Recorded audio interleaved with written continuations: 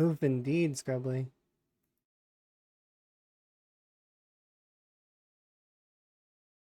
Okay, is it back?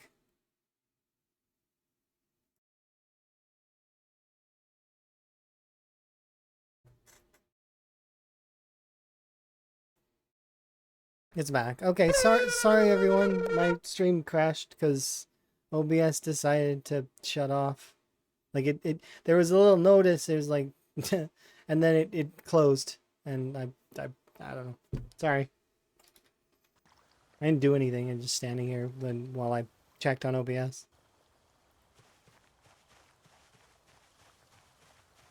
You thought it was your phone? I always do that. I always think it's me every single time. I'm like, oh, it's my fault every time. My internet's crashed again. That sucks.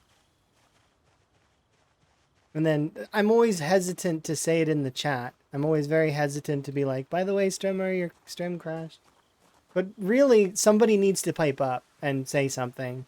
So if you think that the stream has crashed, you should tell the streamer. Or at least that way you can confirm with other people in the chat if the stream is actually crashed. Hopefully you're doing well, Scrubbly. Are you participating in this? I figure this is right up your alley. You would totally enjoy. It's the Spiffo rat race. The great Spiffo rat race.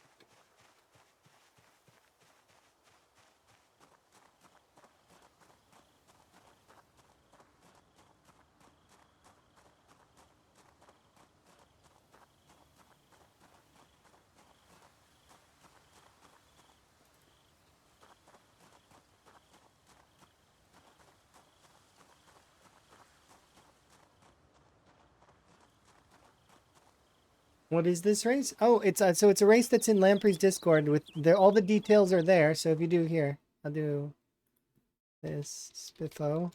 I figure you're in Lamprey's Discord already, but if you're not, there you go. There's the link. And then if you're curious about the sort of the challenge, all of the info is under the Great Spiffo Rat Race section. But essentially, it's a challenge to first complete the objectives in this challenge, and you win £1,000.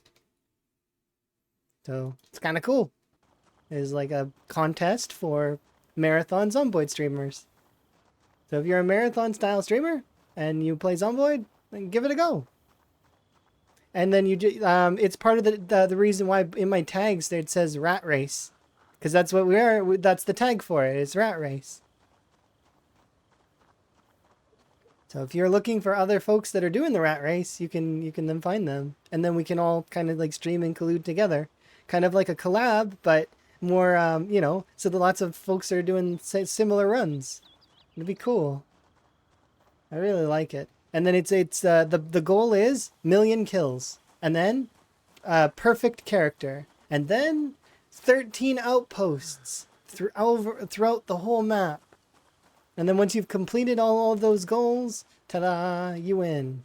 Congratulations, £1,000 is yours. But there are some rules, so you gotta make sure to read the rules. Like you can't just, jump in and meat grinder 1,000,000 zombies in a cheesy way with like double fence tech, because that's against the rules.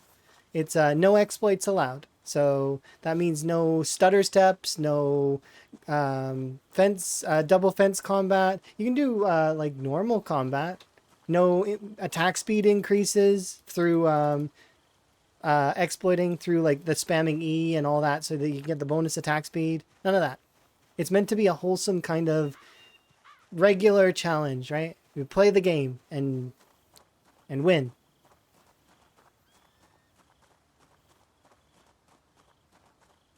You just end up using the farmland fences. Those fences are good. They're durable and they're decent. The truth of the matter is, they are some of the best fences. Oh.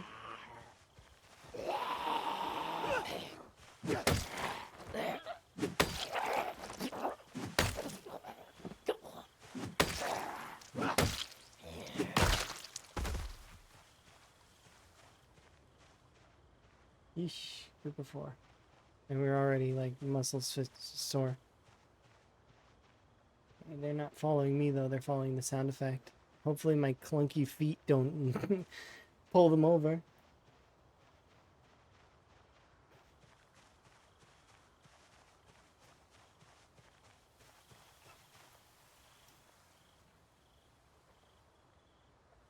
Wow, look at that.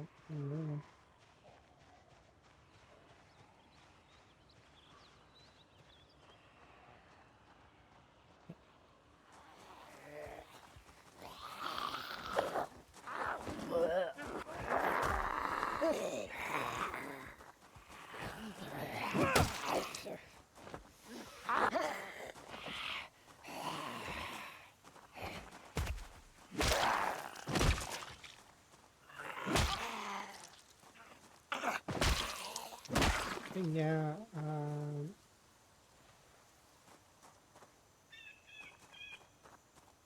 definitely think that this is something that Scrubbly would like, probably.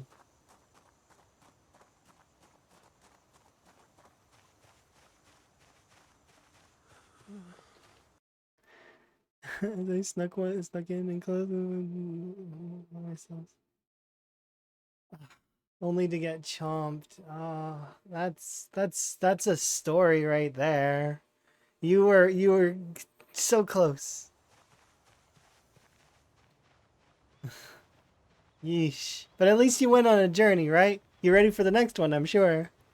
That does suck, but I'm keen to hear your next story. You've closed one chapter. Now time to open up the next one soon, right? That is unfortunate. It seems fun. Yeah, it's gonna be a blast. I can't wait.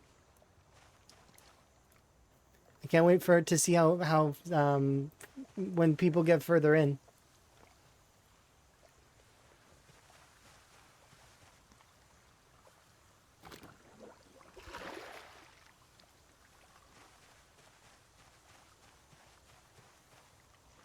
Okay.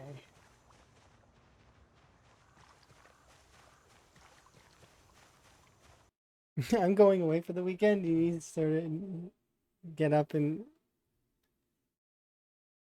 You know what? Yeah. Okay, I get you. Yeah. Sometimes you need that rip in order to kind of get yourself away from the game. It happens.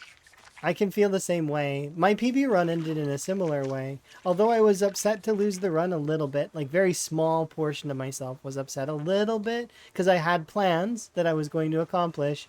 When the run ended, I was actually really happy because I had stuff going on in reality at that time, and it just ended in a good time, kind of. But I would have liked to continue, obviously, because it was my PB. I would have obviously I want a bigger number. It would have been nice, but you know, it is what it is. Sometimes you don't get to have a bigger number. That's how it goes. I'm gonna clean these shoes because they're dirty and I don't like that. Shoes. Oh, I didn't clean my shoes. I cleaned the shoes that I'm wearing.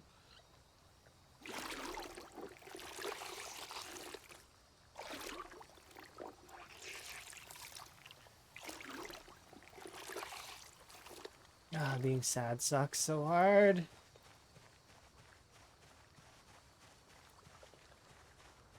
But yeah, I'm glad that you're having fun. And hopefully we'll see you jump into it again.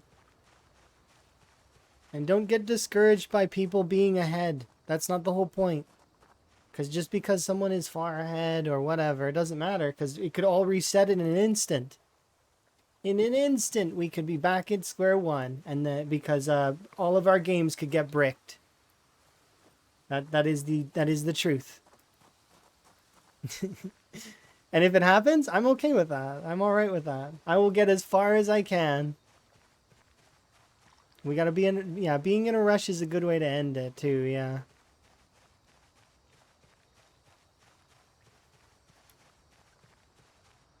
It's best to take things casually and just, like, and if you feel... Especially if you feel like you're on an off day, know that you're on an off day and take a break.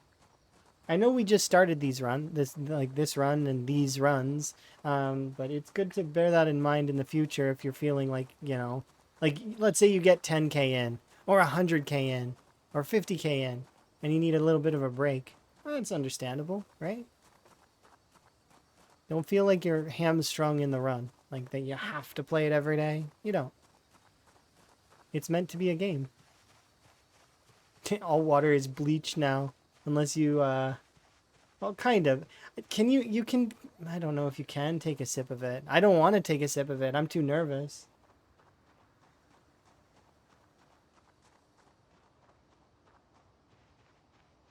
It's super deadly. Yeah, that's what I figured. That's why I'm not risking it.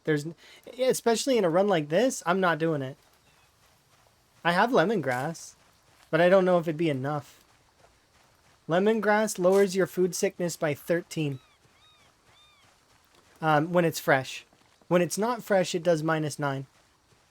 But if the devs are messing around with poison, I wonder if they're gonna mess around with lemongrass a little bit. Maybe change it up a bit. Maybe make the fresh version of it better. Give it a dried format and then make it able to rot. That would be kind of cool. I wouldn't mind that. But if they made the fresh version better, like, or like it has a dried variant that you could put in food and it gives the effect of lemongrass to food, I'd be so for that. The health loss started at Queasy. That's concerning. I'm glad that I didn't test it at all. I was thinking of, like, I tested which containers were able to boil water. I didn't test the drinking of the water yet. So I'm glad that it's on my list of to-dos that I can do. But I just heard it was deadly and the people were dying and, so I'm like, I probably should spread around that to be careful at the very least. So that folks don't accidentally lose their runs.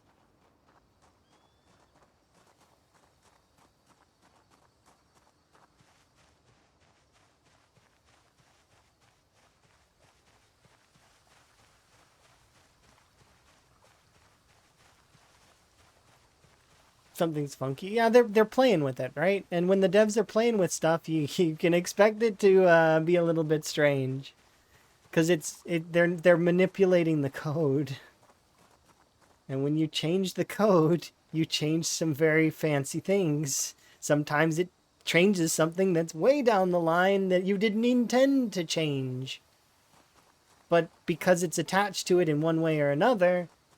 So a good example would be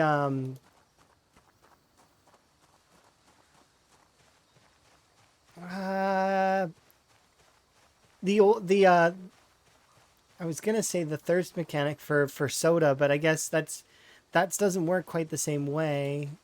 But it kind of they didn't mean for it to be the the answer for sleep in the early game, right?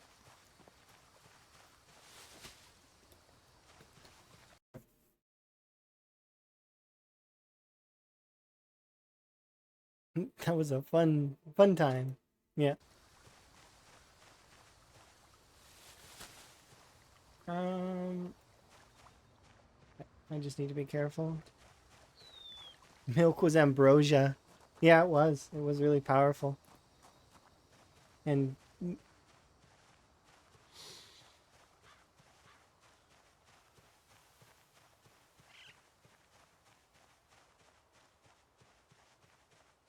I'm keeping food for now, so that's kind of nice.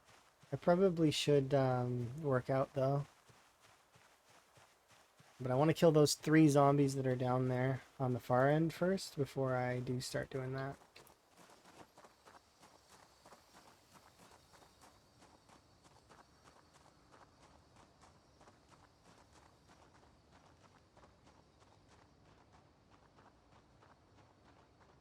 Because I don't just want them to show up and ruin my day.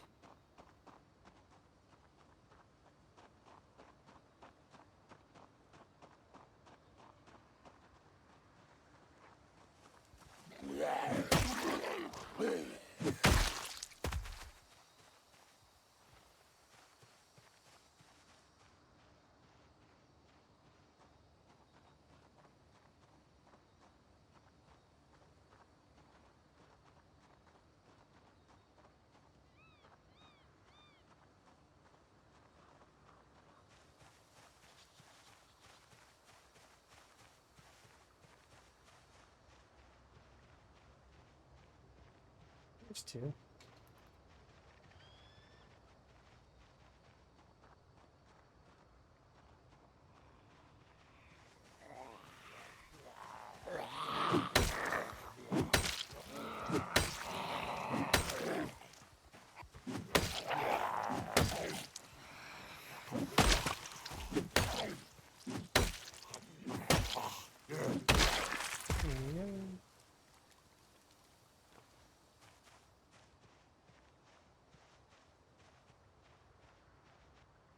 Good enough for now.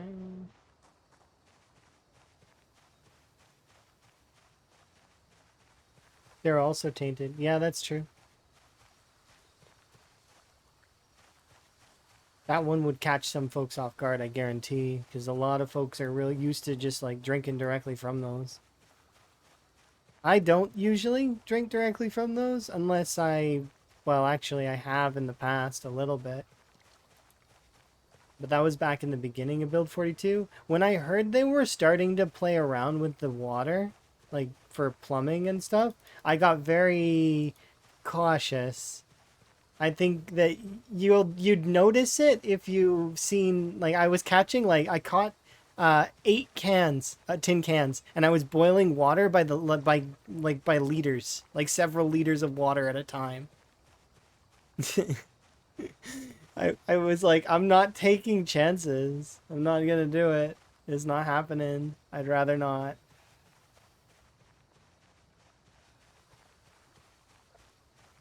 One second. Some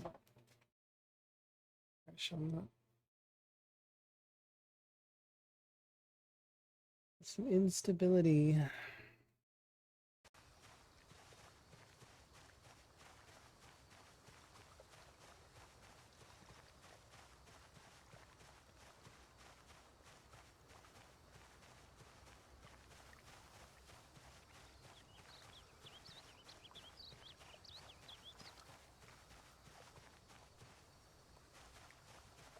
Just empty them.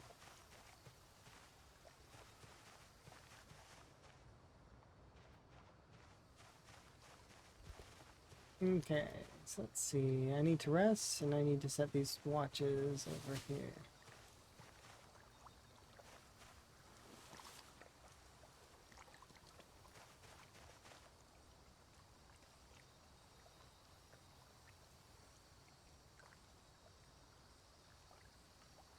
Nice.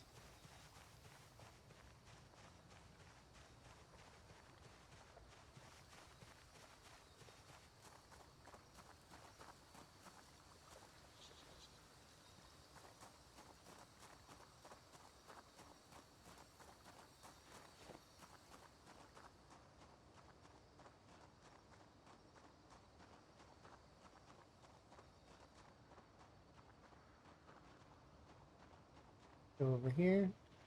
My plan is actually to go and siege this house that's up ahead. I do want to go to that other house, though, the cabin over there, but it's not close enough right now. I'll just stay where I'm at for now.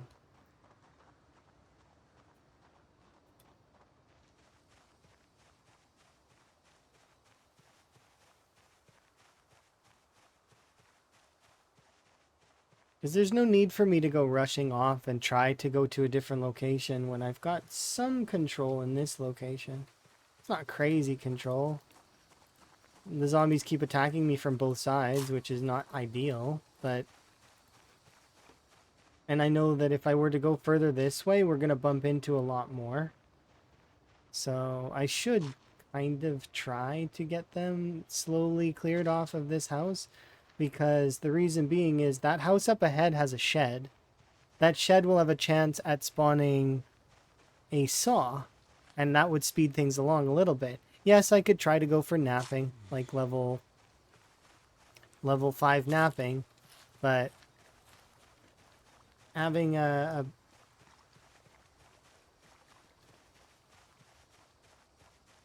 wouldn't be a bad thing.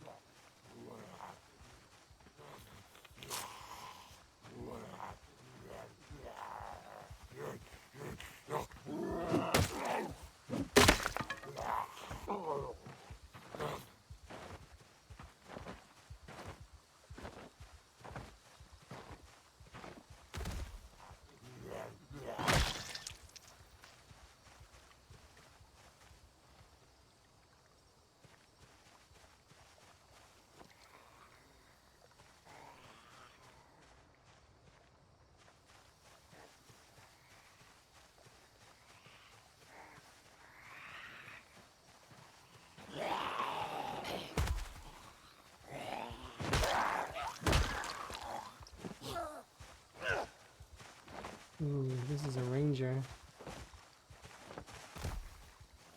Unfortunately, her clothes are cold.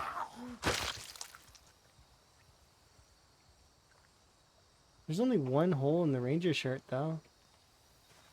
And those are heavy socks. And research craft recipe. And the heavy socks? Like a wool socks or something?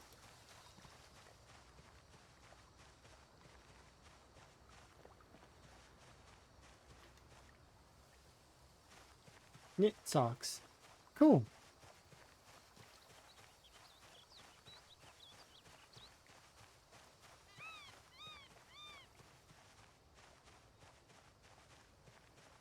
Yeah, I like that the flint saw exists, but at the same time, if I can push towards that shed and I can actually get there, then we'll be able to use the shed.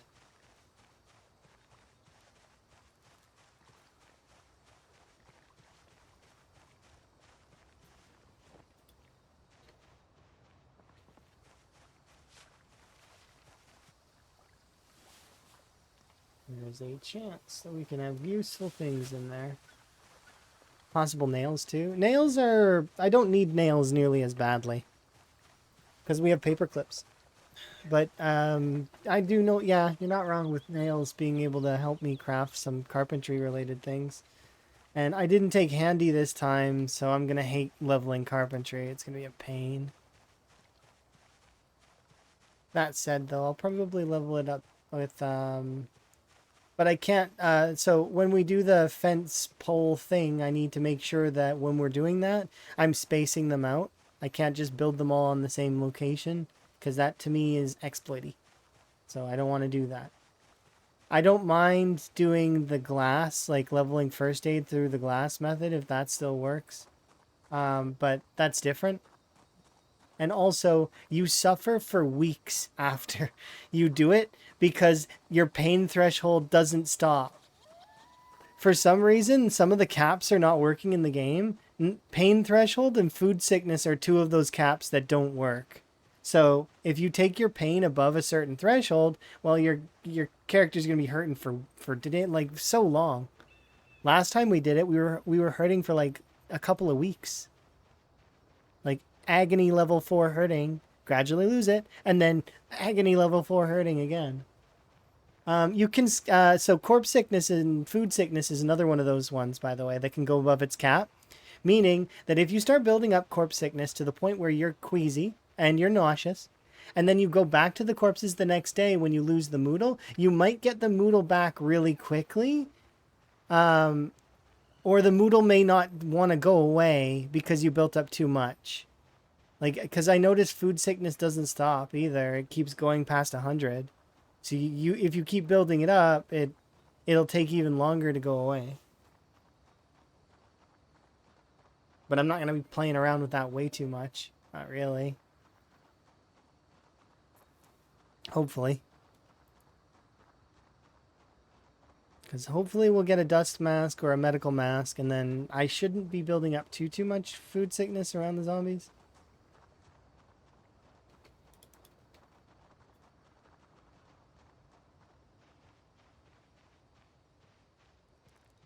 A little bit of space.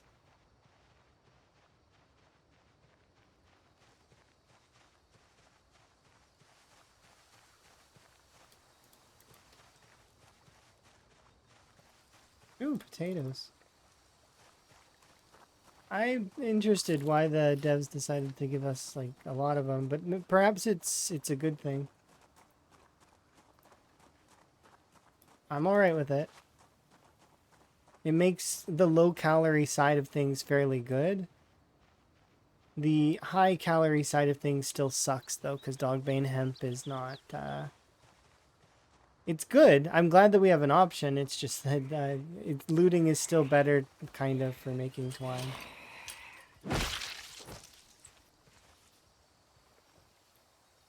Get back to the trash piles. Yeah, basically. Yeah.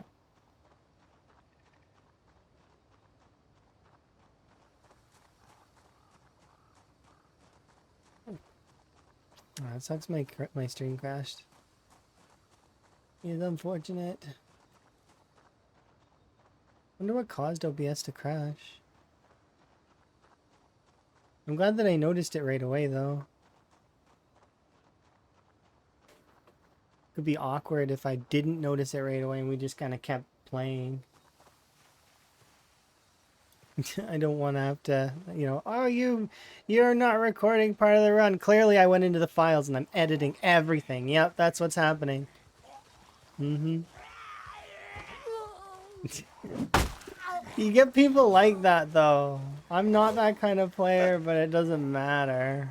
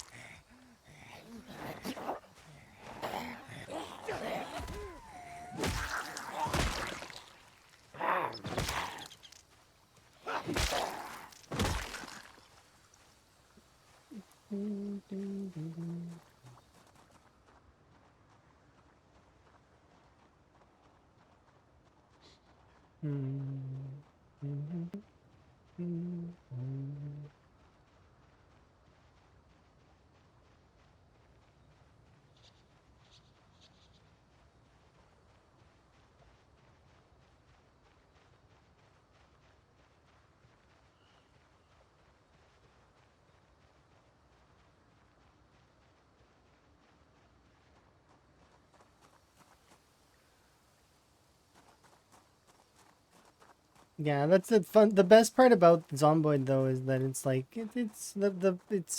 it's a sandbox game and we're playing and it's although we are kind of having a competition, it's also got its own sort of casualishness to it as well. Where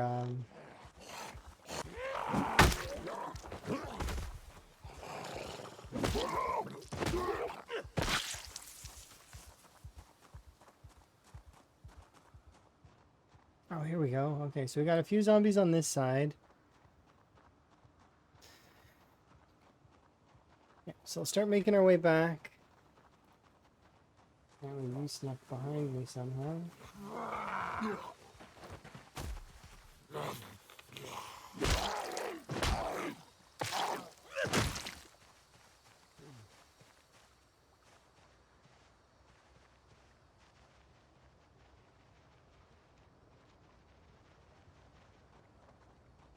We'll walk back, get a rest in.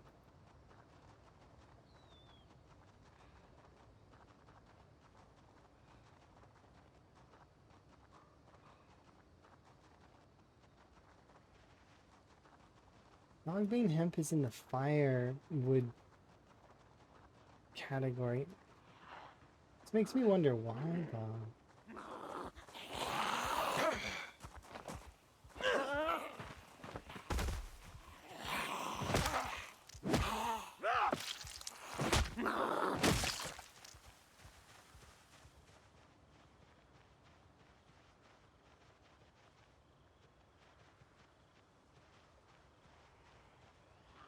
Hello, fellow rat. Indeed. Are you having a fun time? How goes your run? Do tell.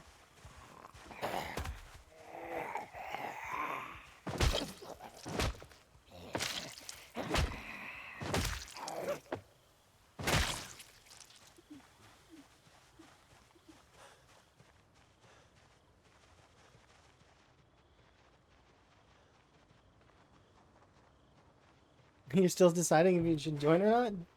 Just do it if you want to. If you've got the time and you want to play and, you know, do it if you want to. Nobody's, like, you know, gonna say yes or no. Yeah, if you want to, give her. It's fun.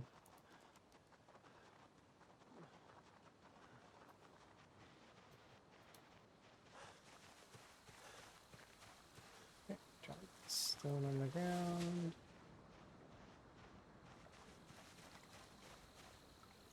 Alright, how is... Let's drop you.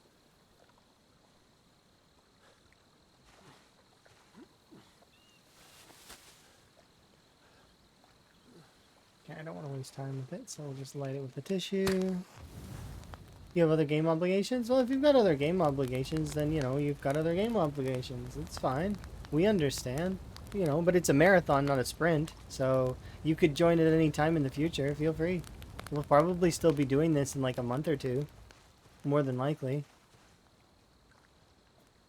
It's one of those, this is a multi-month style of play. It's a marathon, right? So it's not like it's going to be gone right away.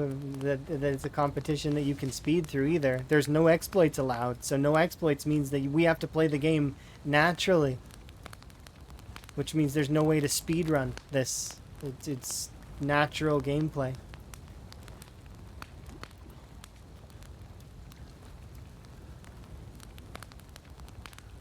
You have full confidence that it won't happen immediately. Yeah, me too.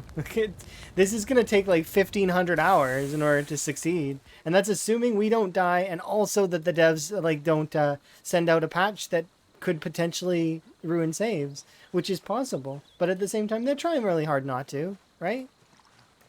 But at the same time, it is possible that in the future we could be several 100,000 in and all the saves get ruined.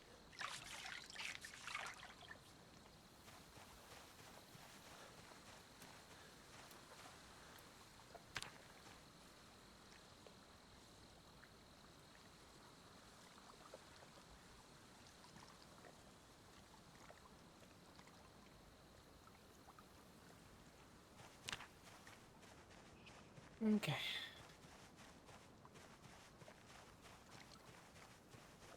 Maybe, but not us. Most of us wouldn't be.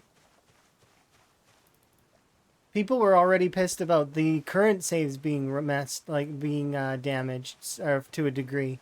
Like, and there were a lot of people that were like, "Oh, my mods aren't compatible," and they were crying about it. And it's like, no, it's literally called the unstable build. You can't be upset. You literally have no legs to stand on. It's called unstable. You opted in. It's not.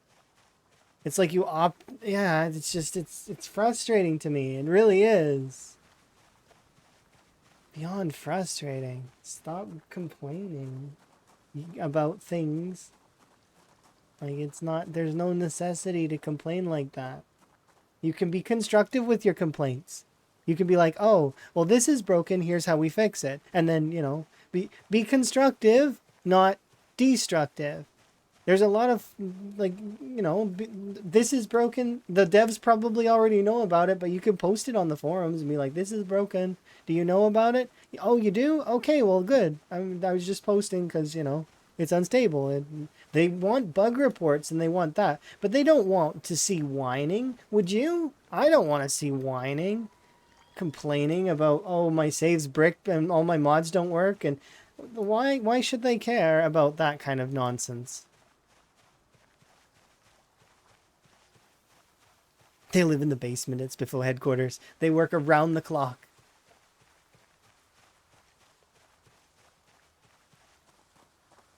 Exactly. Paid $20 6 years ago complaining about a game that's unstable. Like, they're still working on it, though. They have passion for this game still. Many, many years later. What does that say? And it's a cool game, obviously, if people, like, if that person in particular is choosing to play it, right? And they're like, well, it's a cool game. The race is afoot. Indeed it is. And right now we've got a tag. So if you're looking for folks that are playing the rat race, it's rat race is the tag. Although there's some folks that have different varying formats of the tag. I noticed a couple people have used the whole thing. It's actually called the Great Spiffo Rat Race if you're looking for the entire title. But due to size limitations, I was just like, I'm just going to put rat race. And a few other folks have done the same. Because it's like, you know, I want my tags to be not crazy large. I think the largest tag I have is Adventures or Zero to Hero. Something like that. But I don't want all my tags to be like completely like the longest. I prefer them to be shorter. Thank you for the wellness. I do appreciate. I've only been live for 35 minutes. Really? OBS definitely didn't crash. Yeah.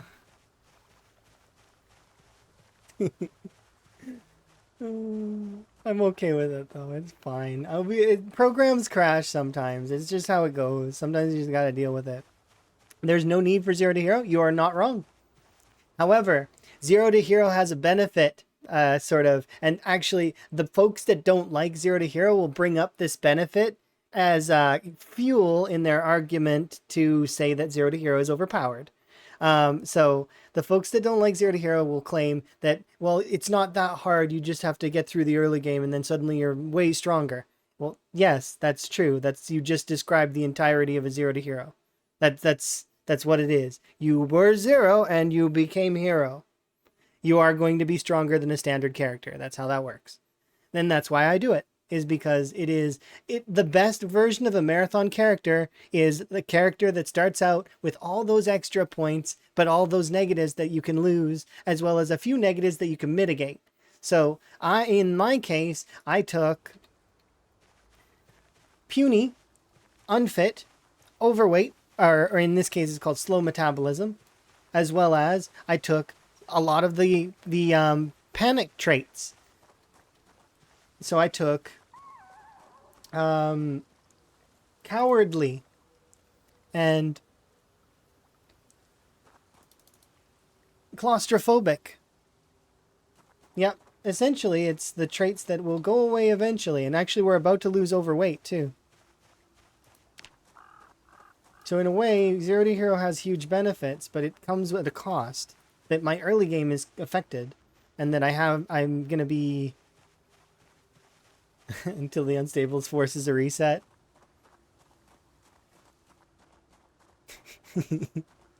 3 months from now. That seems fair. Go ahead. I'd be fair game, and that sounds awesome. Let me know when you're starting, because I want to watch. You're tempted to take claustrophobic because you're going to spend a lot of time outdoors. It's not a bad trait, because claustrophobic is a trait that rewards those that survive for at least a little while.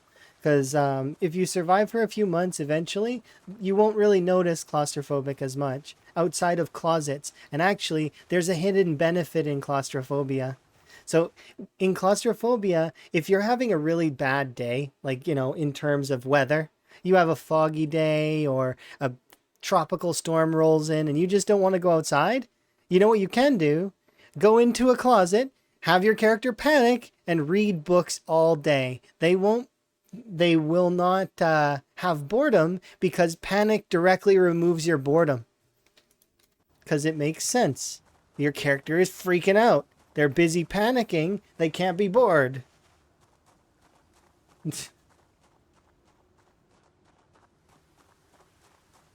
Sounds like you in real life. I can't. I'm too panicked. Can't be bored. Yeah, it's interesting though. The phobia traits can be good. Arguably, agoraphobic is one of the worst ones. I'd even say agoraphobic is worse than cowardly, which is interesting. Because you spend a lot of your time outside, like a large portion of it. But there are some people that can make agoraphobic work. Unknown Host is a good example of somebody who actually really likes agoraphobic. So Fear of Blood is, was it his favorite or least favorite? I know there's a handful of folks that love Fear of Blood as well.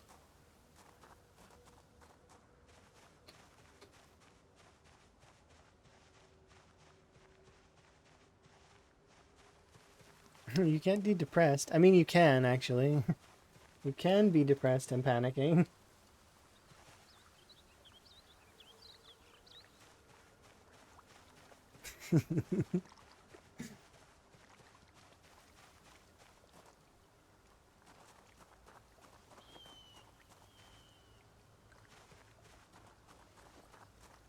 Today's been good so far. We've been making some solid strides, and I'm keen. If we can get to the next level of carving, I'd like to level it up so that I can get the spade, and I'm kind of hoping that the shed has a sack. Because if it does, then I can get clay in a large amount, and then we can really start to go a little bit further in terms of making things like amphoras and advance our clay making. Get some bowls. Oh, that would be solid. I can already maybe get some bowls. Plus, if there's nails, of course. But that part somewhat went without saying, right? Because you need nails in order to produce that stuff.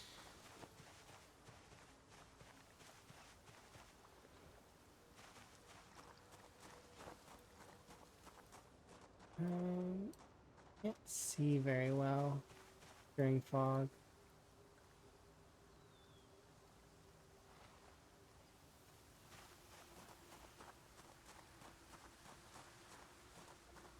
A trial in Riverside. Do you mean trial as in you're going to try the Spiffo race? Are you joining the rat race? Miss Badham's going to be in the rat race. You want to try? I think you can do it. Do you want actually... do you want me to give you because Riverside's tough. I would give Riverside a 3-star rating of difficulty. I took the 1-star difficulty, by the way. I'd even give it a 0.5 of a star.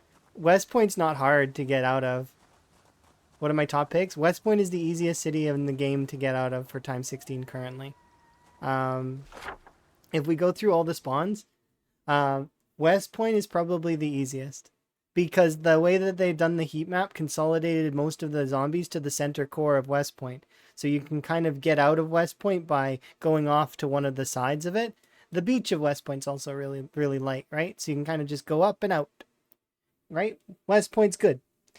Also, there's zombies over here that you don't want to deal with, so do that.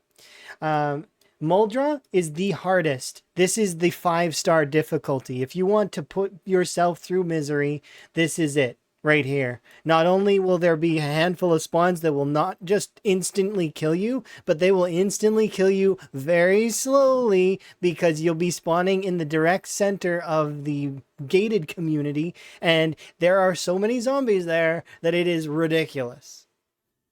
That said, if you spawn in the trailer parks or in some of the southern areas, it's not so bad to get out of. It's, yeah.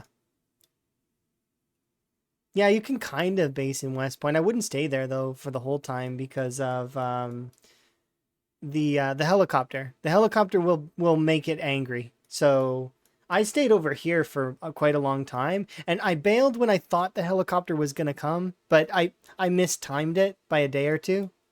So, which is not bad in my opinion. Our helicopter went off over here, so West Point Mansions probably is in these woods, is what I'm gonna guess. But anyways, so like I said, Muldra is a 5-star difficulty. Do we have stars in this? In these? Kind of. Right there.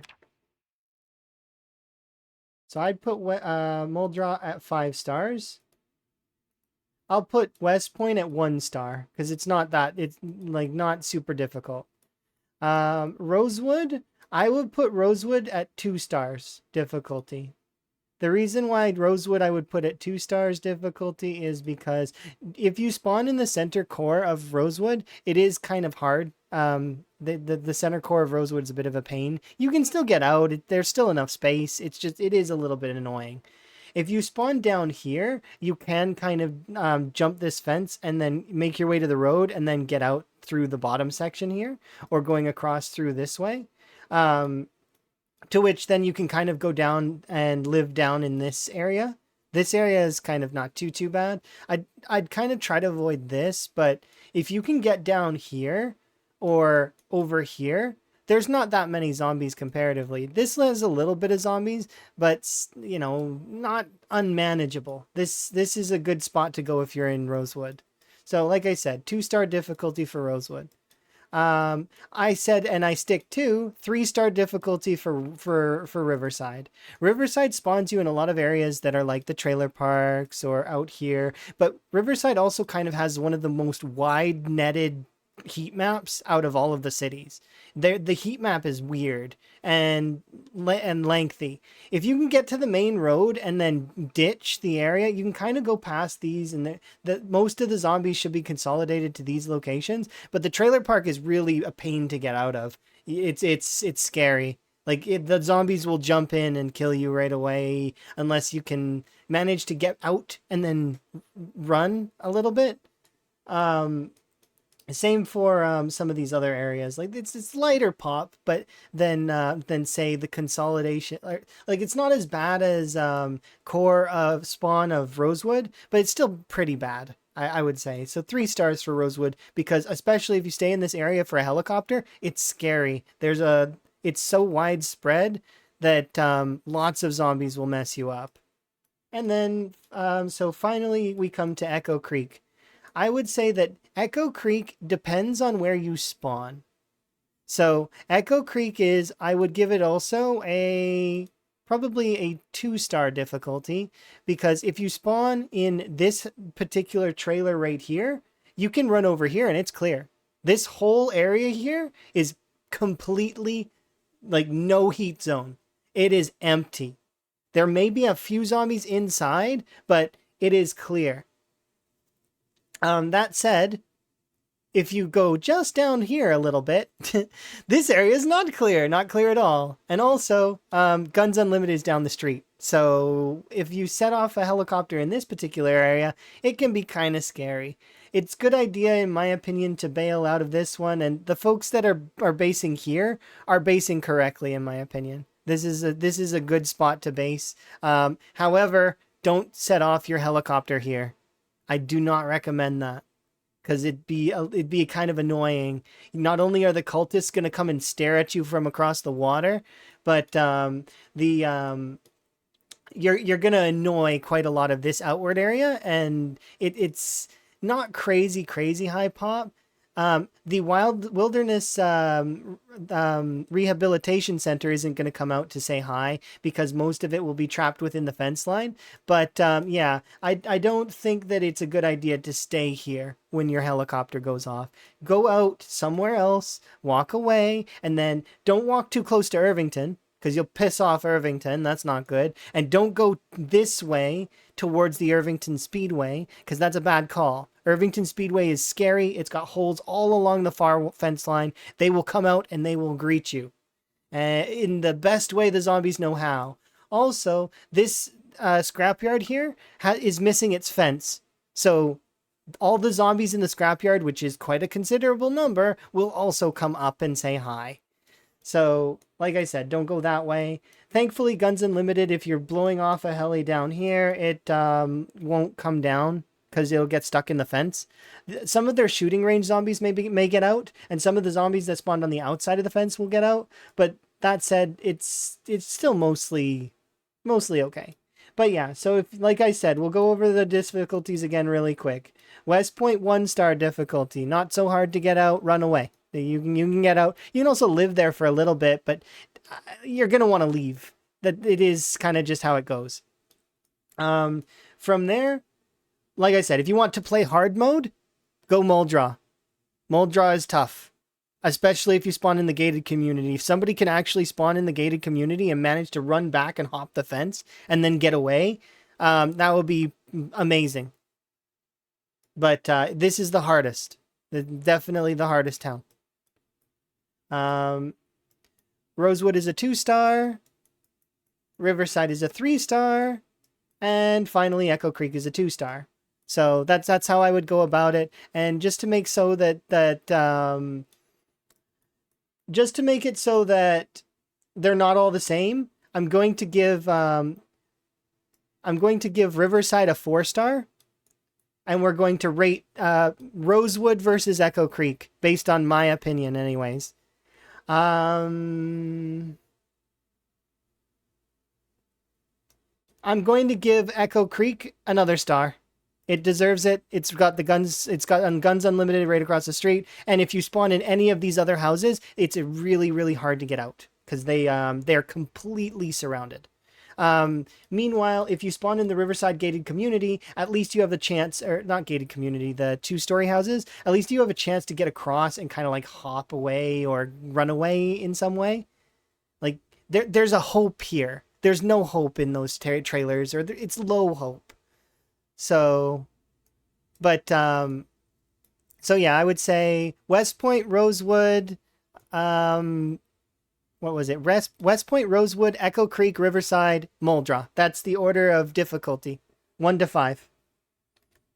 Based on my own opinion, of course. Other people may have varying opinions on it, but based on the criteria that I did when I was poking around, and like, you know, based on how easy it is to get out, what items you may get when you run into like your spawn house, stuff like that.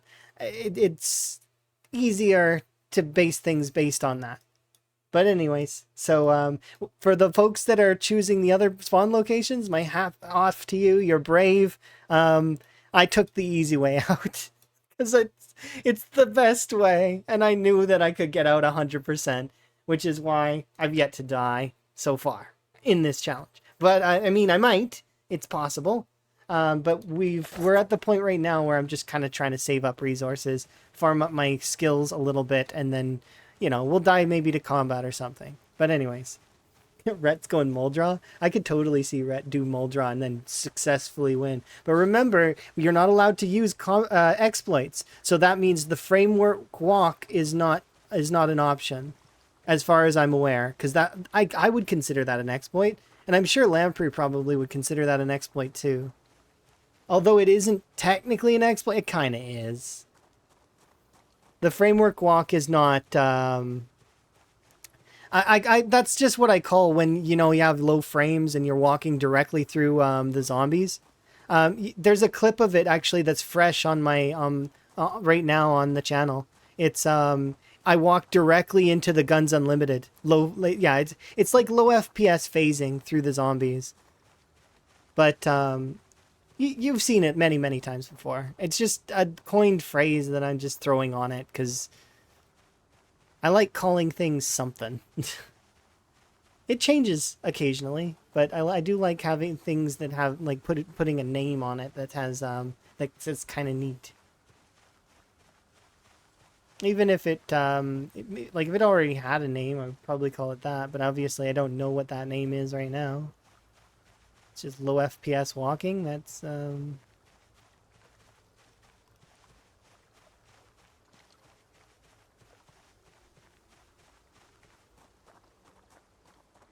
but yeah, hopefully I kind of as you guys probably seen, I got very excited because it's interesting, right? I did research and it was fun. Physics exploiting. I mean, basically it, right? Yeah. It is basically phase walk from PoE. You basically get to walk directly into the zombies and ignore them. But in my opinion, that's an exploit. Which is why I don't really like to use it. But obviously, sometimes things are fun, right? Like that example with the walking directly into the Guns Unlimited. Because that's what I did. Yesterday, during closer to the end of the stream, I was showing off some of the spawns, right? Because I wanted folks to get to be able to see what it's going to be like. And so I was showing off some of the spawns. And when we did Echo Creek, I was like, okay, well, let's go see Guns Unlimited. And then I just walked directly all the way from the gate to nearly in the front door. I was very close until my game crashed.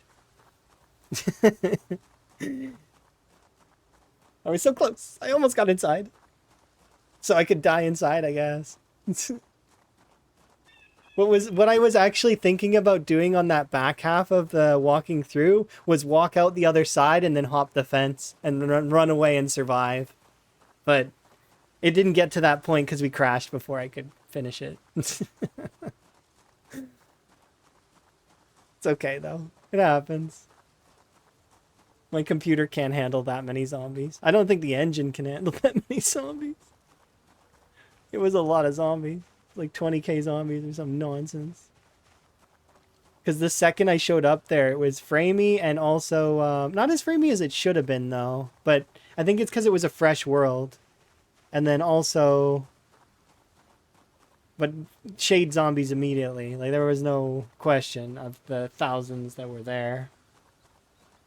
You're going to prep a run? Oh, absolutely. I'm looking forward to hearing about it. You get as far as you can, Miss Adams. I believe in you. Just be careful with the helicopter. Remember, the zombies, they travel far. They will chase you down. all the way across the map if they have to. It's your day off, so you'll strategize? You're welcome to ask me any questions you want, and I will give you every key of kingdom that's in my mind. All of them are available. Because I want us to win. That's what I want.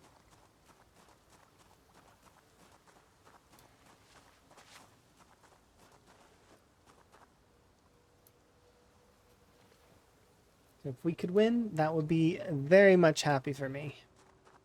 So I don't mind. I don't mind. Like I said, even if I'm the last person to cross the finish line and get 1,000,000 kills, I don't mind that. I want us all to get there. We can all do it. We've all got this.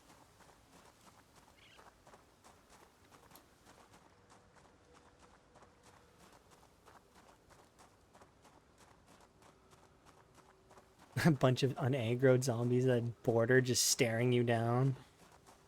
Just a line of zombies. Like that scene from Shaun of the Dead where Ed and Sean are arguing and the zombies are just standing there patiently listening and waiting for their turn. No, don't understand. You're not listening to me. Takes his phone, throws it. And they have a little tiff.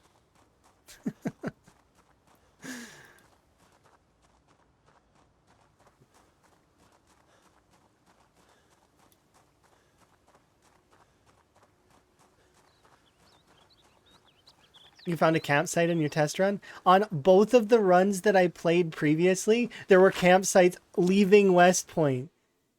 And then when I was doing a test run in some of my tests, during one of my tests, I spawned in a house that was 2-story. I can't remember which one it was. I had a cooking pot, peanut butter. I had a cardboard box. I had a backpack. And I got to walk out with all these things. I found immediately fishing supplies in the back of a vehicle. And I was like, this is not fair. I can't use this run because it's off-screen testing. But of course you find all that stuff during off-screen testing. Why wouldn't you? The game knows. It has a huge sense of humor. I know the game knows because it's just like, for example, you grind out that electrical, you get it all the way to 3. The second it hits 3, you stumble upon a vehicle you haven't seen before because you're exploring a little bit further, and inside that vehicle's glove compartment or back or whatever, because it's an electrical vehicle, it has the How-To Generators magazine. It's the same thing. The game knows. And it's like the game's got a mind of its own, and it's laughing every time. It's like, look, oh, they popped. It's just like, for example, I'm going to get napping level 5, right? I'm going to get to that point eventually. I'm going to get napping level 5. And then I'm going to go for, I'm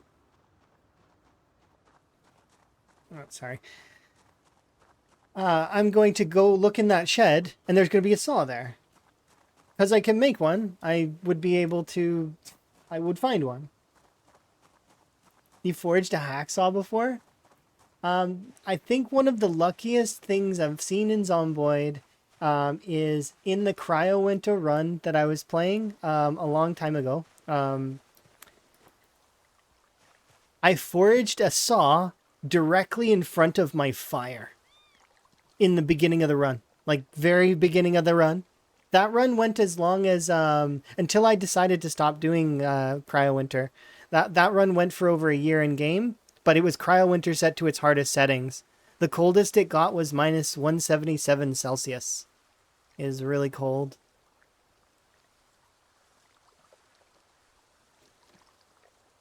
The coldest.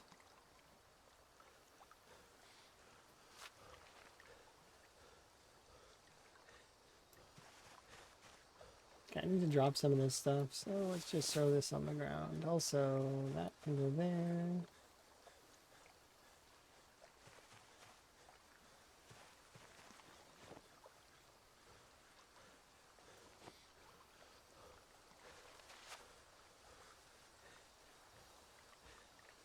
I'm gonna cook 4 of them.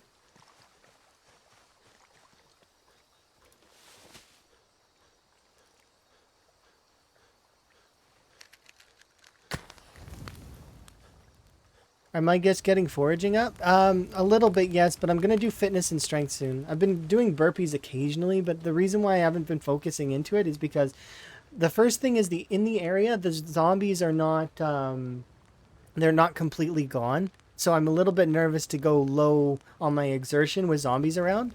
How do you make a tent? Improvised tent. It's in there in here. It involves uh, right there. It's tarp, stakes, tree branches, and long sticks. You can replace some of these with other things like saplings. Tree branches can be made wooden rods, so you can actually earn a little bit of carving XP if you want, by turning the tree branches into wooden rods and the saplings into long sticks. And then you just need 4 stakes. It's really not hard to get stakes. And then the tarp itself is not too difficult to get. Something that you need to know as well is when you have a tent in your inventory, you can actually right click the tent and you can pack it up. It reduces its encumbrance value, so you can carry it around and it's lighter. It's good to know that, but I didn't do it for the first little while because I forgot. So don't be like me and walk around with the 8 encumbrance tent. Although it did help for strength training, you don't need to do that.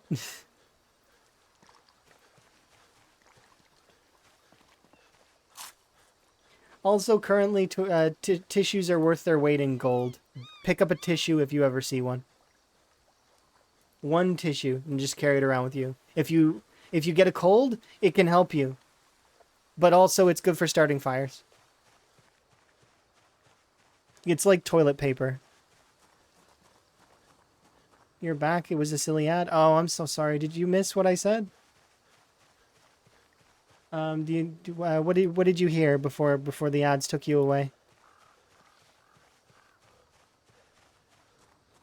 And you need me to just repeat the whole thing? And if so, can you prompt me a little? I don't remember exactly what I said. I'm gonna go eat all of the ginseng. But how do you make a tent? Is that it? Yeah, it's in this inventory here in the crafting menu. And you can actually go into the crafting menu and check which items you can swap out by clicking these question marks and opening up the possibilities, right? So you can use wooden rods, tree branches, saplings, and long sticks. In my opinion, unless you're really high level carving and you don't care, why are you sleeping in a tent? But maybe you're just really high level carving and you're out on the road and you don't want the extra XP. You can use the saplings to carve into long sticks, and you can use the tree branches to carve into wooden rods, and you'll get a little bit of carving XP. What substitutes for the tarp? Oh, nothing. The tarp is its own thing. It's just a tarp. You'll find them in cars. You'll find them in closets. You'll find them on the ground. You can also pick up tents that you see that are in the world, and you can grab them and then you can pack them in your inventory. And packing them reduces the encumbrance, but requires you to unpack them in order to place them back down. So don't be like me and wander around with with a full encumbrance tent in your inventory in your hands. I that's what I did, and because I forgot that I could pack it up. Um, Good for strength training though, right? Didn't know. I forgot. That's all. Yeah, you can make them out of ponchos out of tarps, but you can also make ponchos out of garbage bags, and garbage bags can come into boxes of garbage bags, which are more accessible than the tarps. If you get a lot of tarps, though, you can, like more than one. Not a bad thing in my mind. But yeah, it's tarps are good. But to go back what Miss Vadam said, yeah, I'm leveling a bunch of things right now. I'm concerned about my exertion getting too low when for if zombies show up. So right now I'm primarily focused on leveling my foraging so that I can get my foraging high enough that I can eat low calorie meals with no effort. So mushrooms, berries, all of that stuff will just appear in front of me at low effort, and I don't have to worry about it as much. Then I'm hoping I build up enough dogbane hemp in order to create a twine. That is something that I want. Because twine equals a fishing rod equals fish, that equals high calorie meals. So there we go. That would cover my calories and covers my needs. To which then I can start training my strength and my fitness. And then once I start training strength and fitness, then I can start training my weapon skill. Once I train my weapon skill, well, ta-da, then we can start clearing areas and just completely going for different spots. There's a couple of spots that are really good in this particular area. I didn't expect that I would be over here, by the way. So I thought for sure, if you guys want to know some of the low population areas that are kind of in the immediate area, this is kind of one of them. I set off the helicopter over here, but this is not a bad area. Neither is this. If you can get over here, there are zombies over here, like quite a lot of zombies, kind of. They're in the hundreds, but that's it. They're in the hundreds. So if you feel like you can take on a few hundred zombies, like slowly, you could kind of go through these areas slowly, picking the zombies off until eventually you can live in these houses. And then you can siege Riverside. Sieging Riverside from the outside, like I was doing in that other playthrough, right? There's a lot of low population areas. There's this area out in the woods over here. This is the area that I started in, that I went out and I just sort of lived over here. This area is really, really good because there's actually a bridge here that has fences. You can kill the zombies on the fence. Don't kill the zombies on the other side of this fence though, because that's an exploit. There's like a double fence here. Don't kill them on that side. That would be considered an exploit. Kill them on the one that's on this side of the river. Because, yeah. Don't do exploits. But there's also, this area is it's kind of low pop, but these zombies here will kind of fan upwards. So eventually they'll bother you. Kind of, especially when the heli goes off. In theory, you could go up to Valley Station. It's a theory that's possible. And it actually, arguably, if you made it work, if you went up to Valley Station, cleared out all of Valley Station, you actually could, in my opinion, using this method, going from here up to Valley Station, you can clear out Valley Station and you're in line for Louisville, which means you can actually get the military checkpoint under control. And then after that, you would be right next to Louisville, which is the highest density of zombies in the entire map, which means you can slam out your 1,000,000 kills from Louisville. To which then all you need to do from there, after you've spent your, I don't know how long it would take you to clear Louisville, probably months, not counting the setting up of whatever base is nearby here. I don't really know which base it is, but I'm going to guess it's scary. Whatever base it is, it's probably very scary. But yeah, only 1,000,000 kills, yeah. And then after that, you would be able, by then most of your weapon skills will be leveled. You would just be perfecting your character and moving around the map, setting up bases, right? Of course, you would have your 1,000,000 kills at this point, and you would still have to kill tens of thousands of zombies to get bases active in each of the towns, right? Because there's 13 locations. And let's not forget that this is one of the base locations, which means you have to clean this whole place out. The whole thing. All the way from top to bottom. And we know how deep this place goes. It is deep, deep, deep basement. Scary, scary basement. I hope you brought batteries.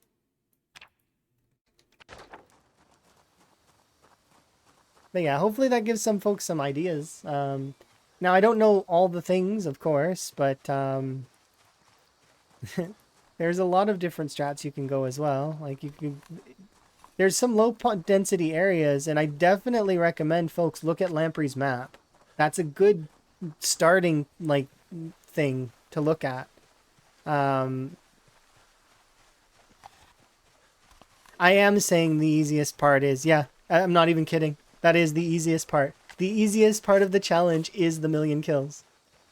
The easiest part of the challenge is the scariest sounding part of the challenge. But when you think about the other things that are much more difficult, like for example, leveling all your skills, that includes skills like agriculture, butchering, animal care.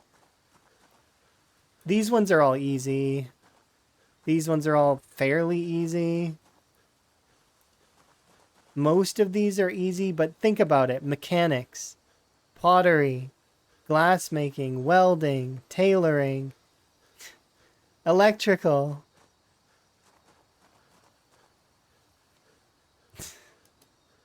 And then let's not forget reloading. We always gotta mention our good friend reloading. That one's gonna be a heck of a stream, even if you have the leveling books. And I have level. Look, look, look, look. Where is it? I gotta go rest my character, but I'm already in the lead. I have reloading 5. There we go.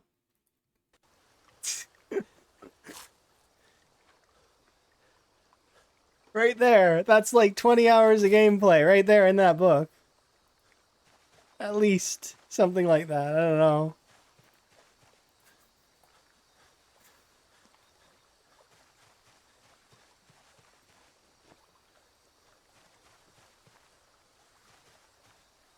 Yeah, let's have a seat. Just relax. I just wanna. That's funny. But yeah, the easiest part of the whole challenge is the part that actually sounds the hardest. A million. A million sounds hard. But it is not the hard part. In all honesty, making the base building probably is the hardest because it involves you forcing you to clear out the rest of the map. Although arguably after you get your million kills, you could burn all the remaining zombies, I guess. But that kind of sucks some of the fun out of it, doesn't it? You might be tired by that point though, so I wouldn't really blame the person that got a million kills to burn the remaining. I really wouldn't. I wouldn't, like, to be honest, I wouldn't surprise me if they burn down every town that remains. Let's go on a fire spree. But, nah. I don't expect that the person would do that. I expect that they'd want their map to look lovely. But maybe not, I don't know. There's many different styles of players playing. What's the total population on Time 16 now? In the interior map, 2.5 million. Approximately. But that's on the interior map, right? There is also a place, kind of, that's not ready yet, that we can't access fully yet, that we will be able to at some point, called the Farlands. But it's inaccessible currently. But the Farlands will eventually exist. And the Farlands will go on and on.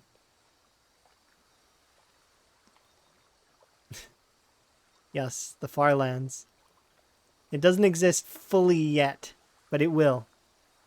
Procedurally generated area that keeps going. Going and going and going. In as many zombies as you can imagine. Where? Currently, you can kind of see it when you zoom out and then do this. Watch.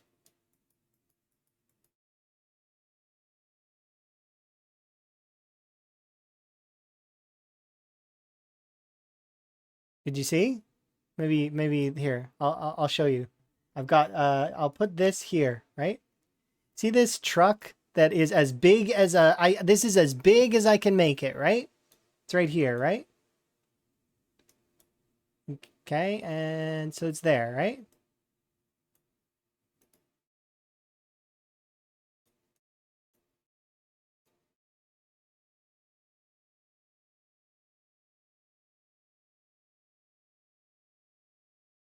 Look how big this map is. It's still going. It's still going. And this is just one direction. Remember, the map is a square. They go in all directions. Still going.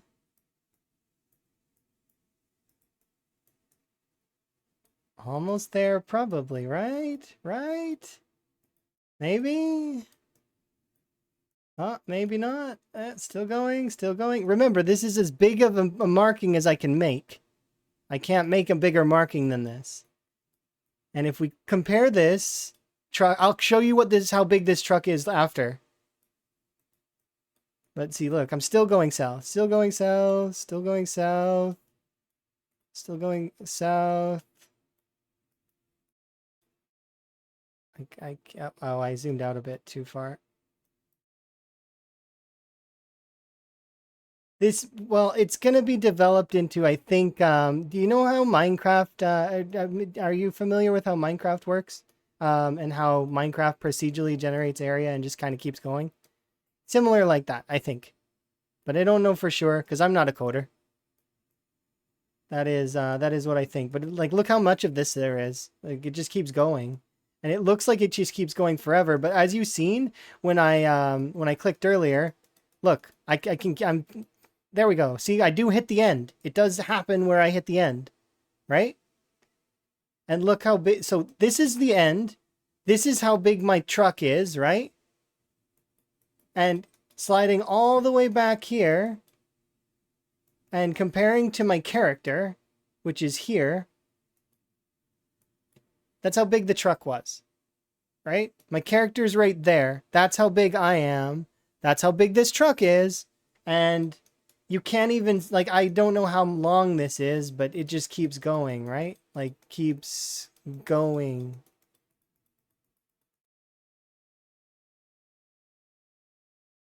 And then eventually you hit the end. It's like it's a fair amount of extension. Like, imagine if they added in like a possibility for it to do the same things that Minecraft does, essentially, where it makes towns or something as you go. Could you imagine? And you'd have your own version of the map that's different from everybody else's based on the seed. And even with the seed being the same, things always change. Two people can run the exact same seed, the exact same settings, and things will still not be the same. Because that's just how it works. It's weird, but kind of cool. Knox County is a magical place. But yeah, like I said, that goes both ways. I'm going up right now. See? Same thing, going up. And I'm sure it's the same going to the left and to the right. You know, east and west, same thing. And if you look at Knox, like Knox in comparison to all that empty space, it's like really itty bitty. It's a very itty bitty comparison. Now, if we filled all that space with zombies.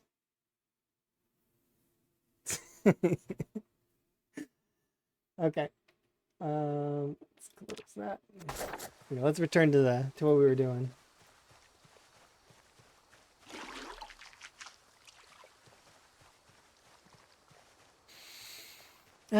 One day we can go to the Farlands. One day, but that's what I call it. I don't know what it's actually called. I don't know if they have their own name for it, but from what I remember, the Minecraft variant is also called the Farlands, right, or something like that. Distant lands. So it's a place that's far away, clearly, that we can't go yet, but one day we'll be able to.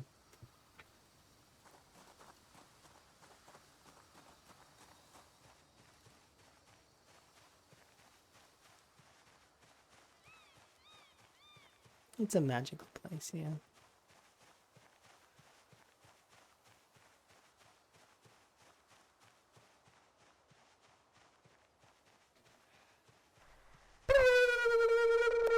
Wellness, that's not a bad call. How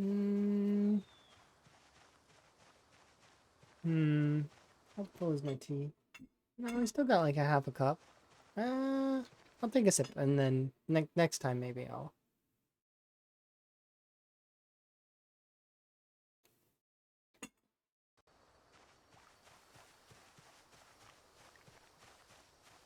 Did I have a snack? I have a cookie that's like in front of me. I'm not really hungry for it though. There's a cookie, and then I have ice cream in the freezer for after stream, where I'm going to celebrate. And if Emma's around, I'll watch a movie with Emma as a celebration, because we've been putting off the Captain America Civil War for a little while. I think it's called Civil War anyway. That's the next one that we gotta watch.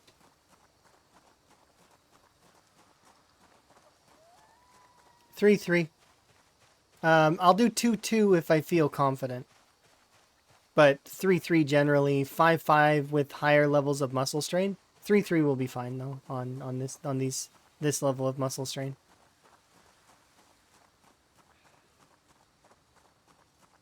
Yeah, I'm definitely looking forward to that.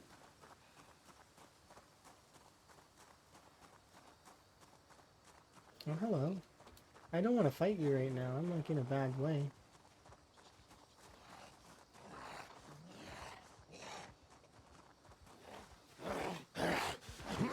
Aha!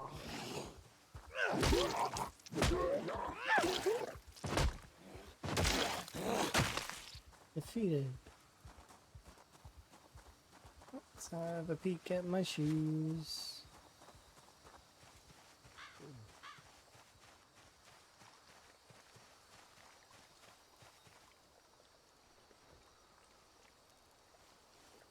Goodbye, shoes.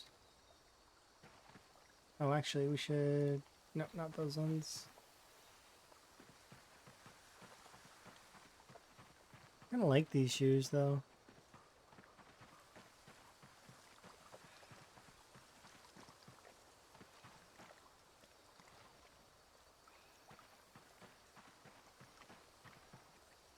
Yeah.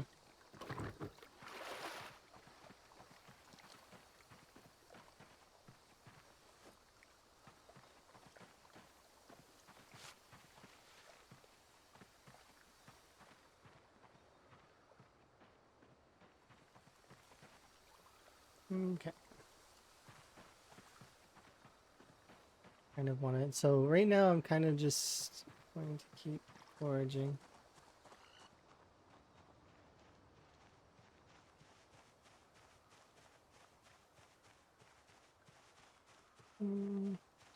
I should start doing more fitness though.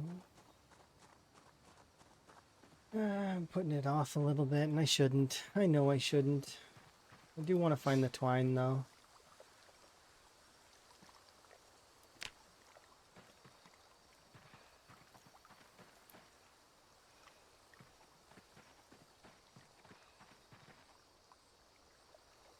I should try in this field over here as well, by this farmstead. The only reason I'm skeptical to do that though is because that area is in line where the helicopter went off. So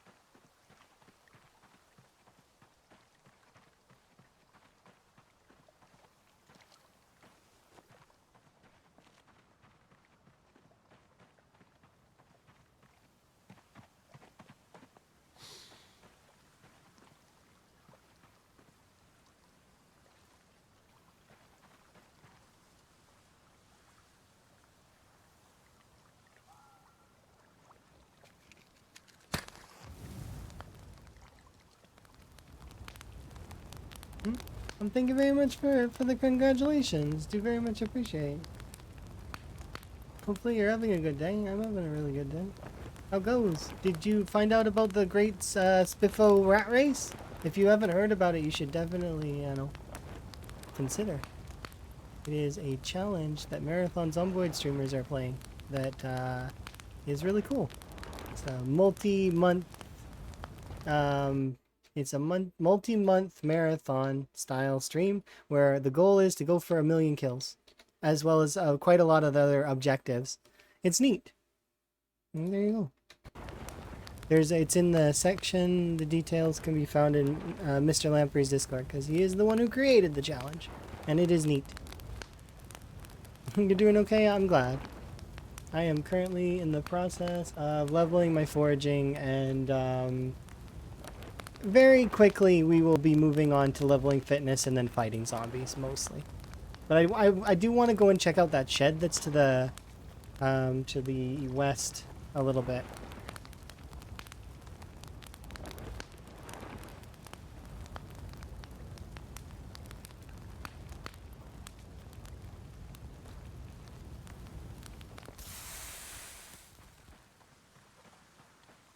There we go. Fill this back up.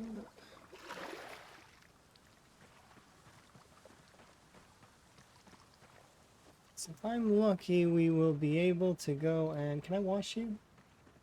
Yes, I can.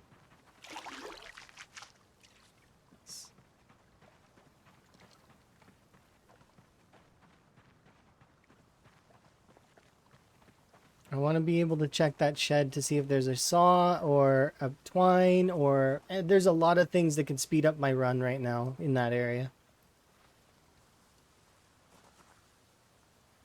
I can't do any crafting. I can't do very much of anything. I should exercise.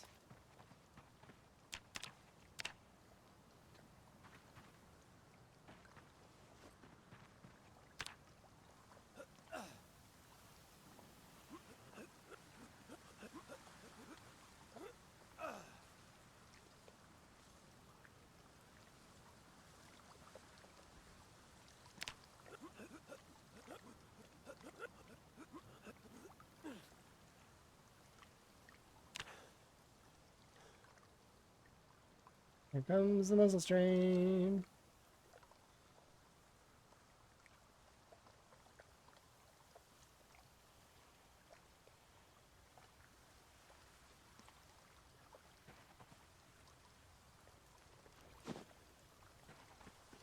There we go.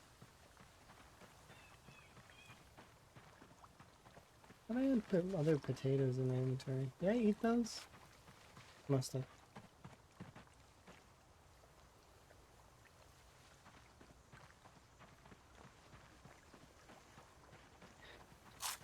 My God.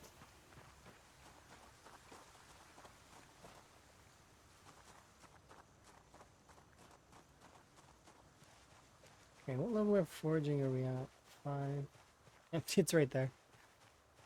I never, well, it's not that I never look up there. I do look up there. It's just not,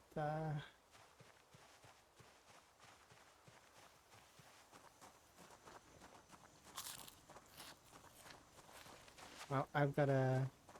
So we'll make a few axes, and we're going to continue to use axes for the moment anyways.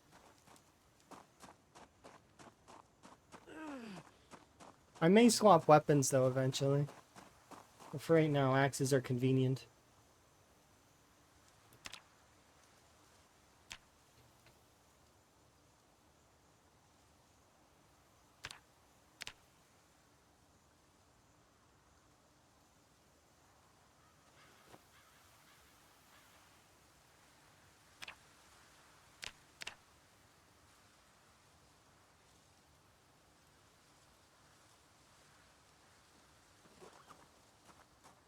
This rabbit scared me.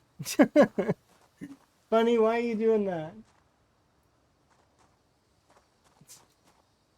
This comes out of nowhere. Made me jump. I thought it was a threat. Yeah, there was a patch yesterday. A lot of folks thought that it was going to brick everything, but it ended up that it didn't brick that many things, so that's kind of nice. There's still some folks that lost their saves, but for the most part, it's most part folks are okay.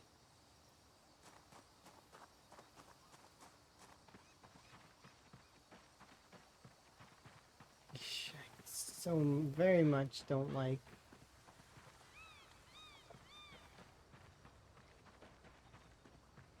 Being sad. Yeah, exactly. I appreciate that mentality. There's quite a lot of folks that were complaining in the forums and stuff, and I'm like, I can't understand that. Why complain? It is an unstable build. Exactly. What you just said. And that is the truth. You opted in to play unstable, then you're going to lose a save or two. It's gonna happen. But it's okay. And even with us doing this kind of competition-y thing, it's still, if we lose saves, we lose saves. It's fine. Most of us will keep going and start again. We'll start over. Yeah, they could. Those folks could totally just hop into debug and give themselves back stuff. But I mean, I guess maybe they lose out on some of their run, and maybe they don't want to cheat, which is understandable. I get part of it, but at the same time, it's zomboid. Raccoons are in, yes. Raccoons are in. They're a little buggy though, so be warned that I read that they were buggy, but they are in. They're working on them. They're working on raccoons and plumbing. Plumbing is also being worked on. Also, don't drink water right now that's tainted. Any tainted water that you are possibly thinking about drinking, that includes water from wells or those pump things, the water pumps. Don't drink water directly from those either. Those are right now. There's anything to do with the tainted water is dangerous and it can kill you. So don't do that. You saw one Stewie die. Oh, that's unfortunate. I wish that I could. Yeah, I wish that because I would have been like, no, if I was there. Don't do that. Stop. Don't drink from that. It's poison. Oh yeah, and they changed the debug icon to be cute and little bug, which is fits the better aesthetic of everything, right?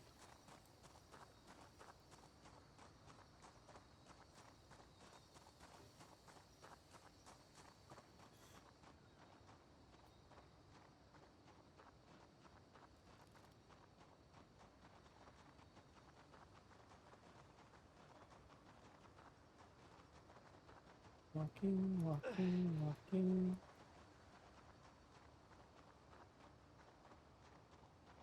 Should calm down eventually. I gotta get the regularity up though, that's part of the problem.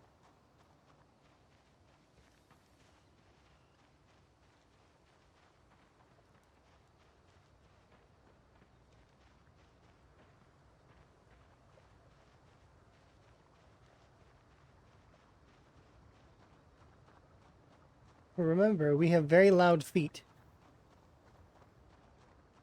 We can't hear them, but our character's going clomp, clomp, clomp, because clumsy. I can't wait to be light-footed and have a little bit less of a radius around me. But currently, we are one noisy person.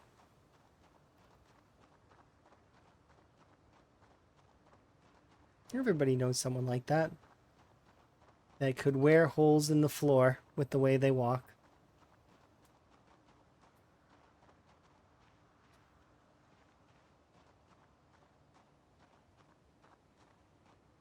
See? Gotta love that pinpoint hearing.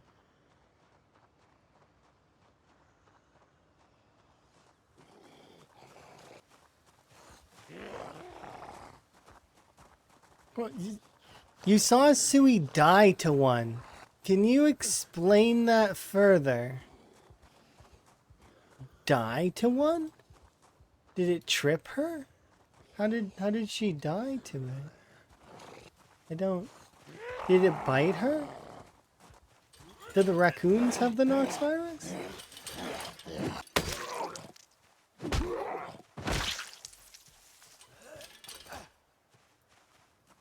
Oh, she died to tainted water. Okay, I was like... I'm sorry, I reread and I've already read it, I think. But My brain was like, how did the raccoon kill her? I was so confused. Like, and then all I could think was that I've been tripped by the rats before. I've definitely fallen over because the rats decided to get in the way.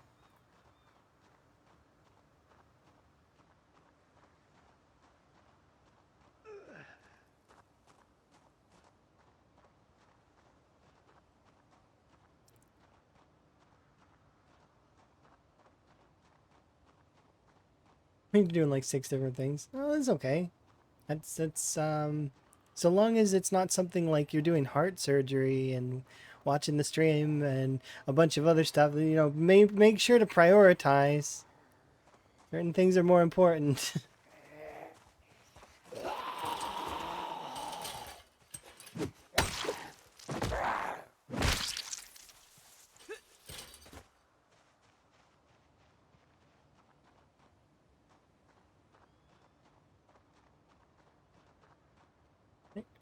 Darn, I pulled them both.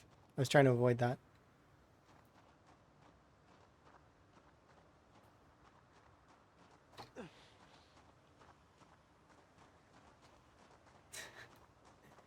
See that one? Wasn't seeing me.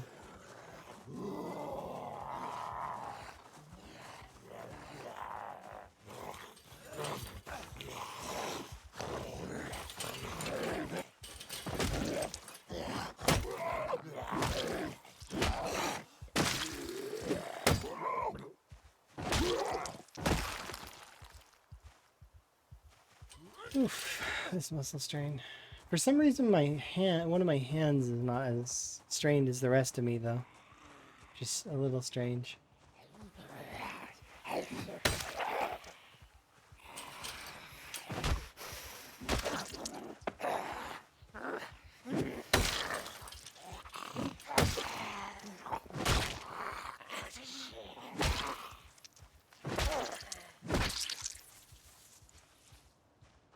Well, that's it for my in-game day. That's all I can do. Because I worked out. You see, this is why I wasn't working out before, but it does balance out eventually where we're able to work out and then kind of go do things, but the early game woes are really hitting us hard.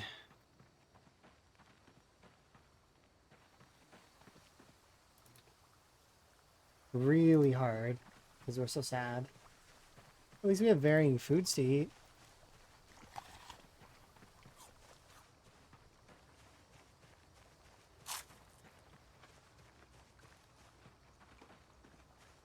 I have 15 different tabs.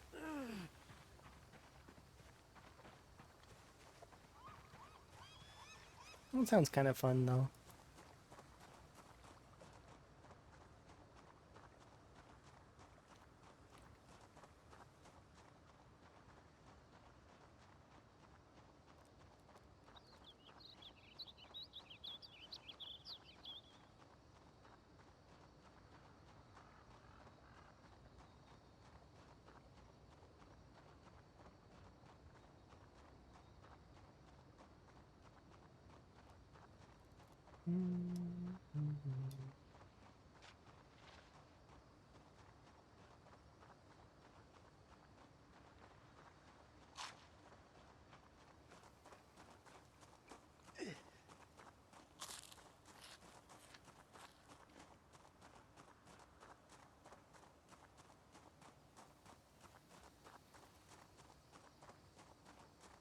Come on, pain, go away.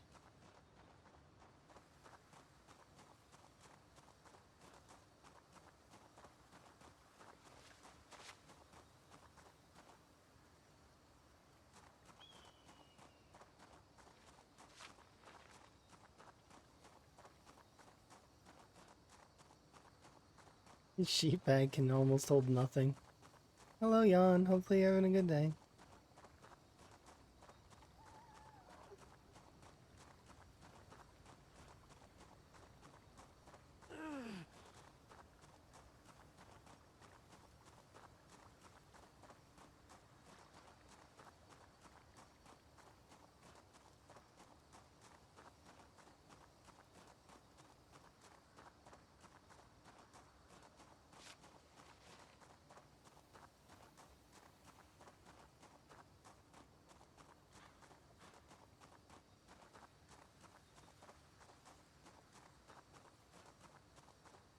I should forage some more, but I'm nervous that I'm gonna come back to camp and one of these bodies is gonna get up and be annoying.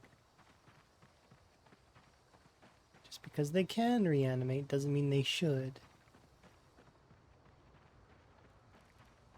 I know the chance is really, really low, but...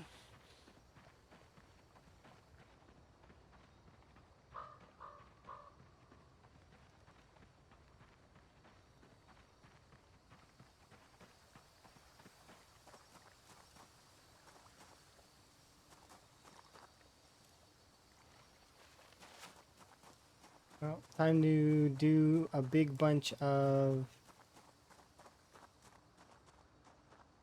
I don't really want to do it on the rock. Maybe we'll do it on a table. I'm sure I've got enough branches at this point to make a table.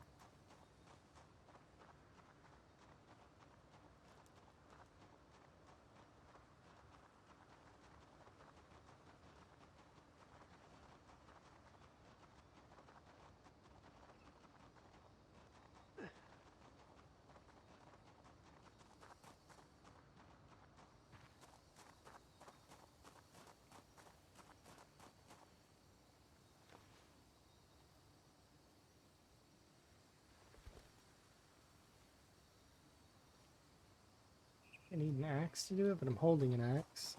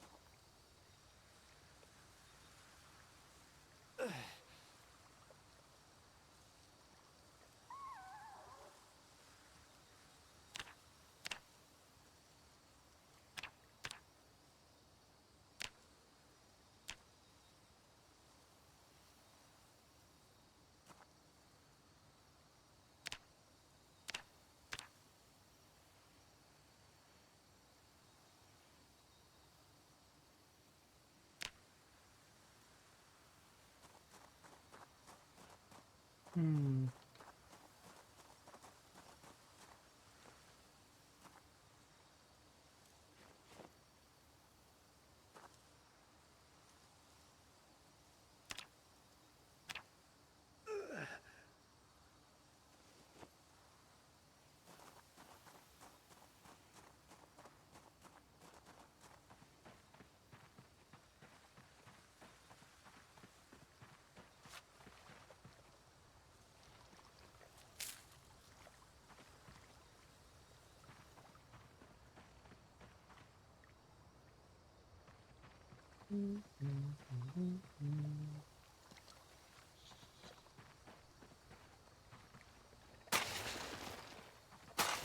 Huh?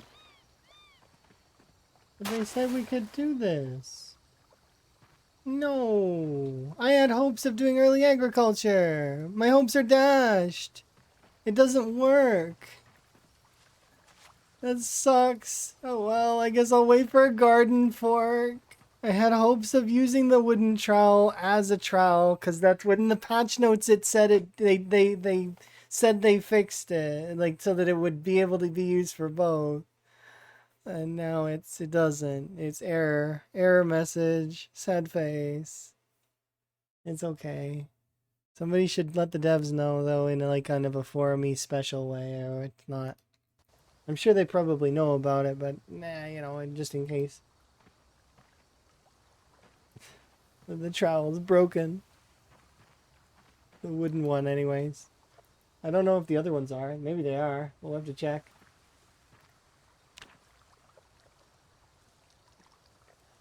There goes all my fatigue, which is nice. A little bit early on the sleep, though. But I kind of have few choices right now. My options were sleep early or...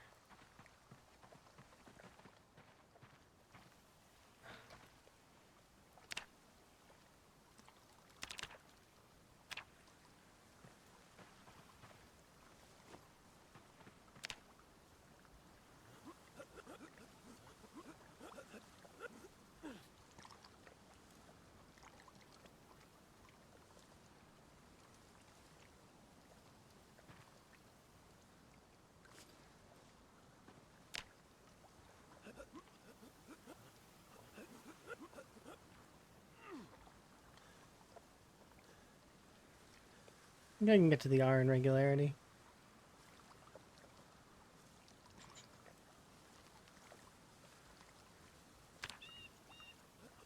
Morning.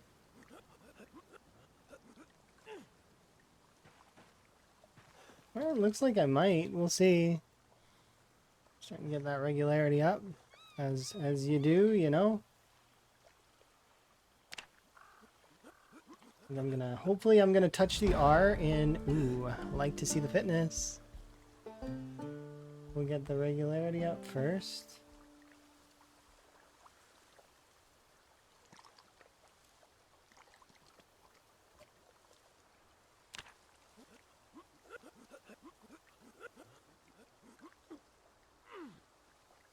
How goes, by the way, Timotry? Have you started doing this yet? I think you said you were going to start.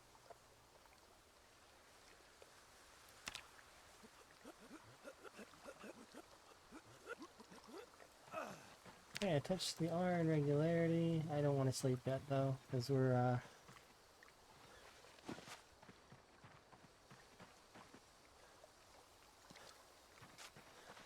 what's in here that's so heavy?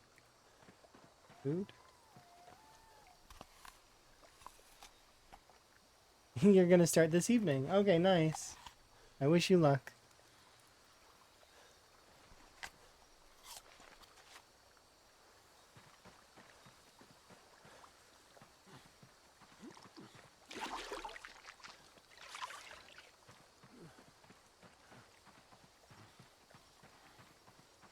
I showed Emma, and I showed the lobby chat, and then I mentioned it to like the very few folks that I could like quickly boop before because I was, yeah, there was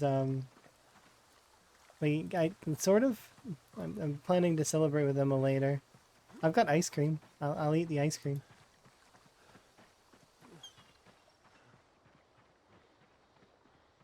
Cause I got ice cream for tax related purposes.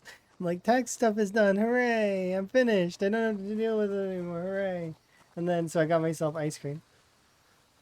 And but I didn't finish it. I only ate like part of it, and then I would like put the rest in the freezer. I was like, okay, I'm gonna freeze this and have the rest later.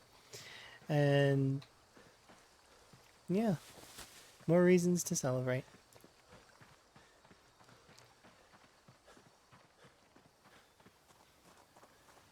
I'm sure Emma has ice cream.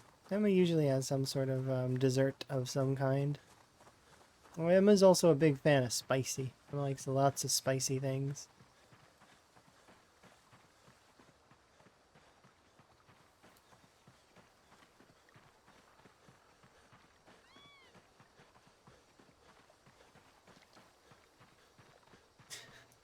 Our character's so sad. I wish that I could make you happy in some way. Do you want to read this magazine? It lowers your boredom and your stress, which unfortunately does not mean that you get, it doesn't make you happy.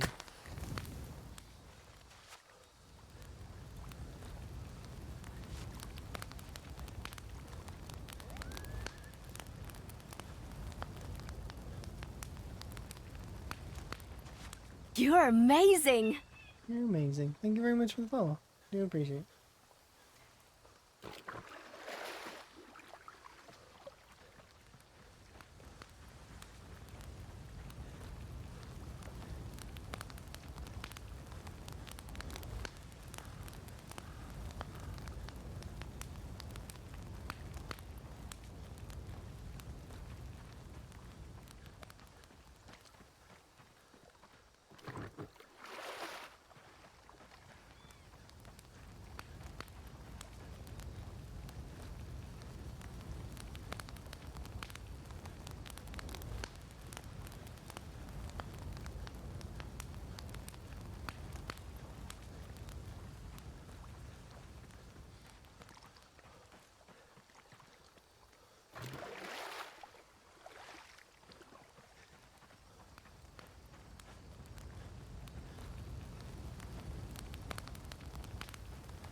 We're so sad. I don't want to be sad anymore. Down with being sad.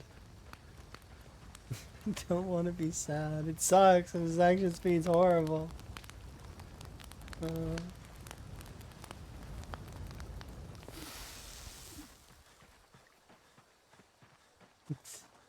Actually, he's sad because he got reincarnated.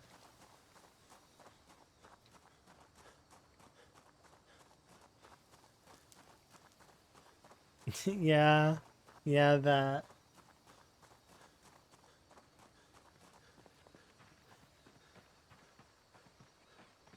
Mhm.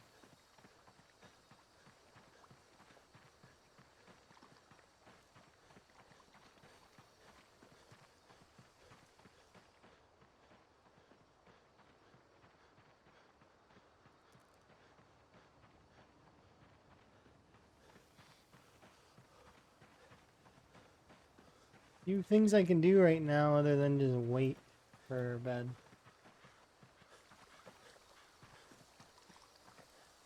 I mean, I can search around the area for a bit, and this will go down. Like, we'll be able to lose exertion. It's just really, really slow.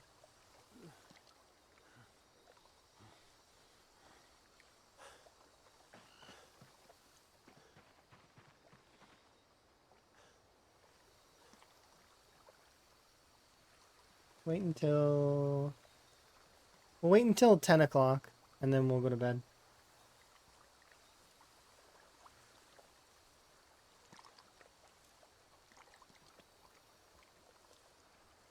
Because normally you can't sleep through agony like this, but because we are maxed out tired, we totally can. Agony? Who feels that when you're, wanting to sleep at the maximum?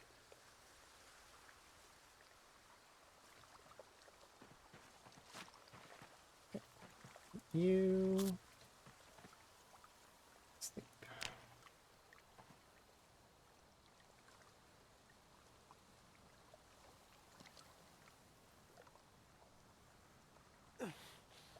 There goes the agony.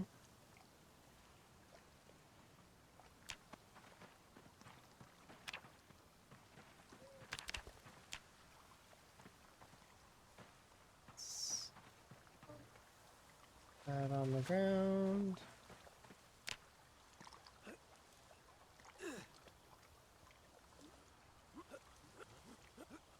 Oh, time. Oh, morning. Hopefully you're having a good morning. My morning's going pretty good.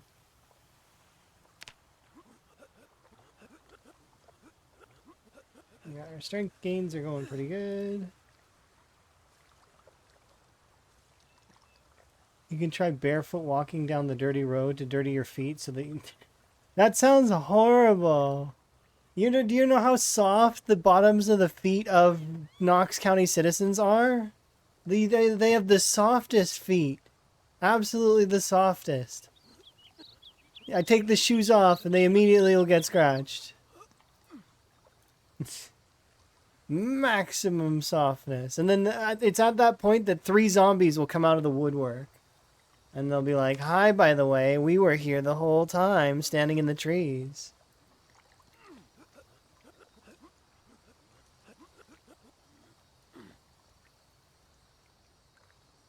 I was able to run around for a little while, but it's like it's not something I try to do frequently because I know that their feet are soft.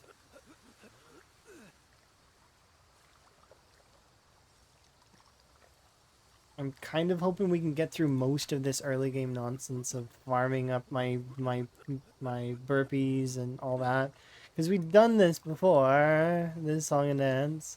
But not that I dislike it. It's a fun part of the game. It's very chill, very relaxing. You can get some really nice conversations during these kinds of moments.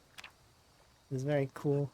But you can also just like try and speed through them, and then I'm doing a mixture, I guess, because we've had some good conversations, like different conversations about where you should start in this challenge, and I'm curious to see what the other folks have decided. Because I gave my piece. We have my perspective here, but we'll see what other folks think and what other folks think that they should prioritize in terms of their characters, right? Because we're all gonna have our own opinions and our own styles. It'll be kind of cool. Different perspectives, right? Some folks are gonna go off and I don't know, live very dangerously, while others are going to be like, in the woods. Some are going to live on beachfronts. And apparently there is a very popular cabin that a large amount of folks are going to enjoy the time in over beside Echo Creek.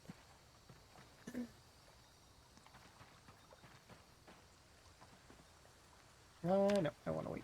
And actually I want to do more burpees, because the more regularity you have, the faster this will be recovering.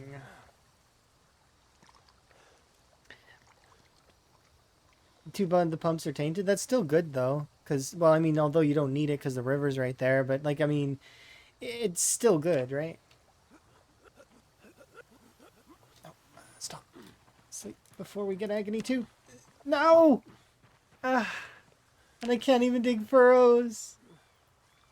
I tried to stop it. I couldn't stop it. Now we're trapped. Okay, well at least we're exerted though, so that's good. That means our tiredness will go. Maybe I can squeeze in. I know I probably shouldn't squeeze in another batch of burpees, but let's do it anyways.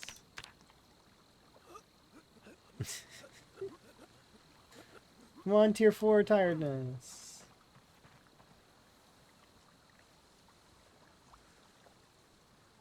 There we go.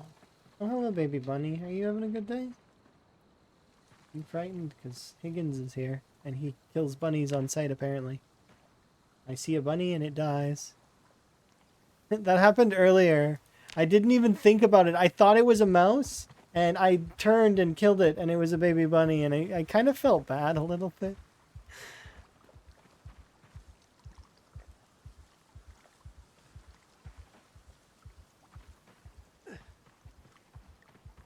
Nico hasn't died yet, right? I'm pretty sure he's still alive in his run. We had a nightmare.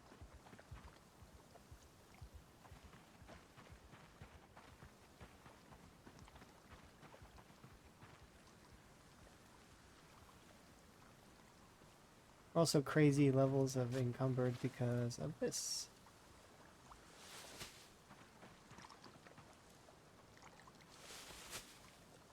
You don't know? I didn't think he died, though. He would have said that he died. And I don't think he did. I think he's still alive. I told him to be careful with the helicopter, though. Because that helicopter can be very tough.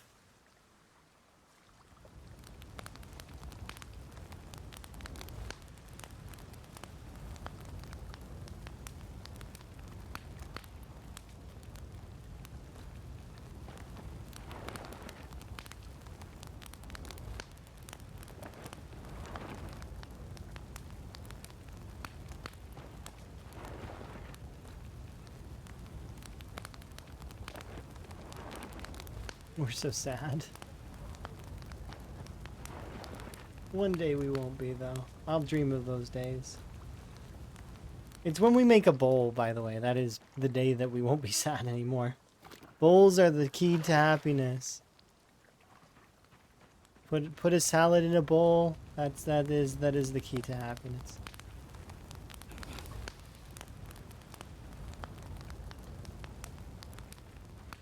Or a mug. I mean, yeah, a mug would work too. Bowl is love. Bowl is life. Hi, Kurumi. Are you winning? I feel like you are. And yet, we can't put food.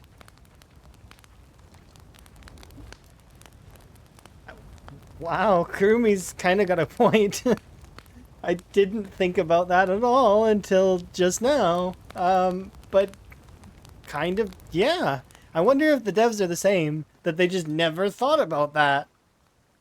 I never thought about that at all. You can't put food on a plate. I mean, you kind of can. You can decoratively place it on the plate, but it's technically not on the plate. It's on the plate, but it's not on the plate. But you can. Plates are like, I think plates follow the same rules as doilies, which means that they go on the bottom. So I think you can put them on the plate, but you can't put them on the plate. I think you can put bowls on plates too, but I don't know for sure. There should be a way to do it though, at least decoratively.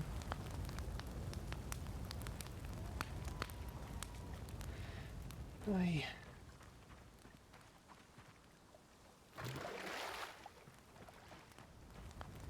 So why am I not moving this closer? Because I don't want to do that right now.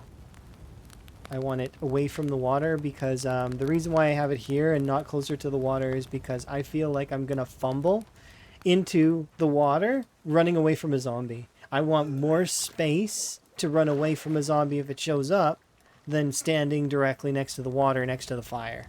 That sounds dangerous, doesn't it? So that's why they're spaced like this, in case anybody's curious and wondering why I'm kind of wasting time going back and forth. It is wasting time, you're not wrong, but it's an extra safety measure. Because I'm not in a safe area. I could totally... Here we go.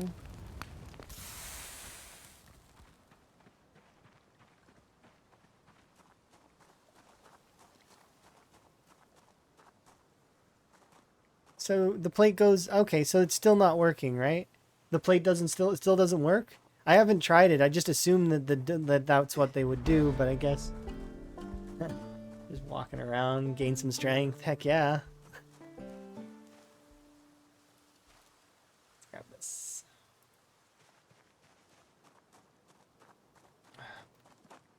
No, no, no, pull up.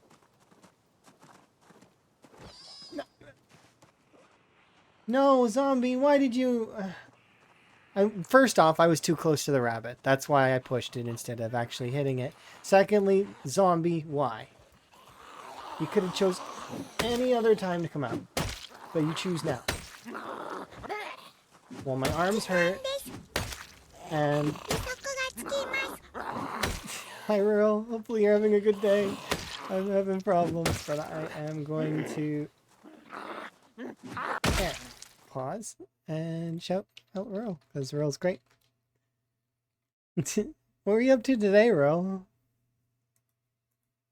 I do very much appreciate you. I'll do a brief little intro-y thing, but I am curious what you were up to. I know that you were playing, Yas, the freshly new partners. I did it! I got partner, hooray!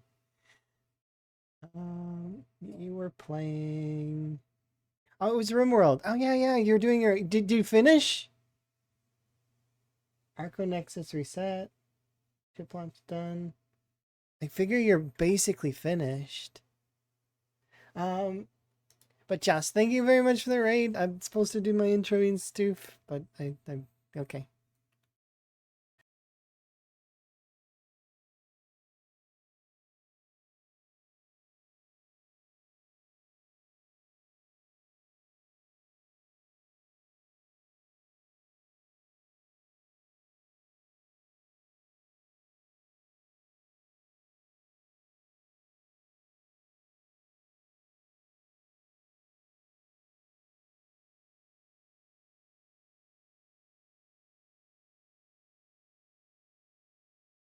Hi, Eldra.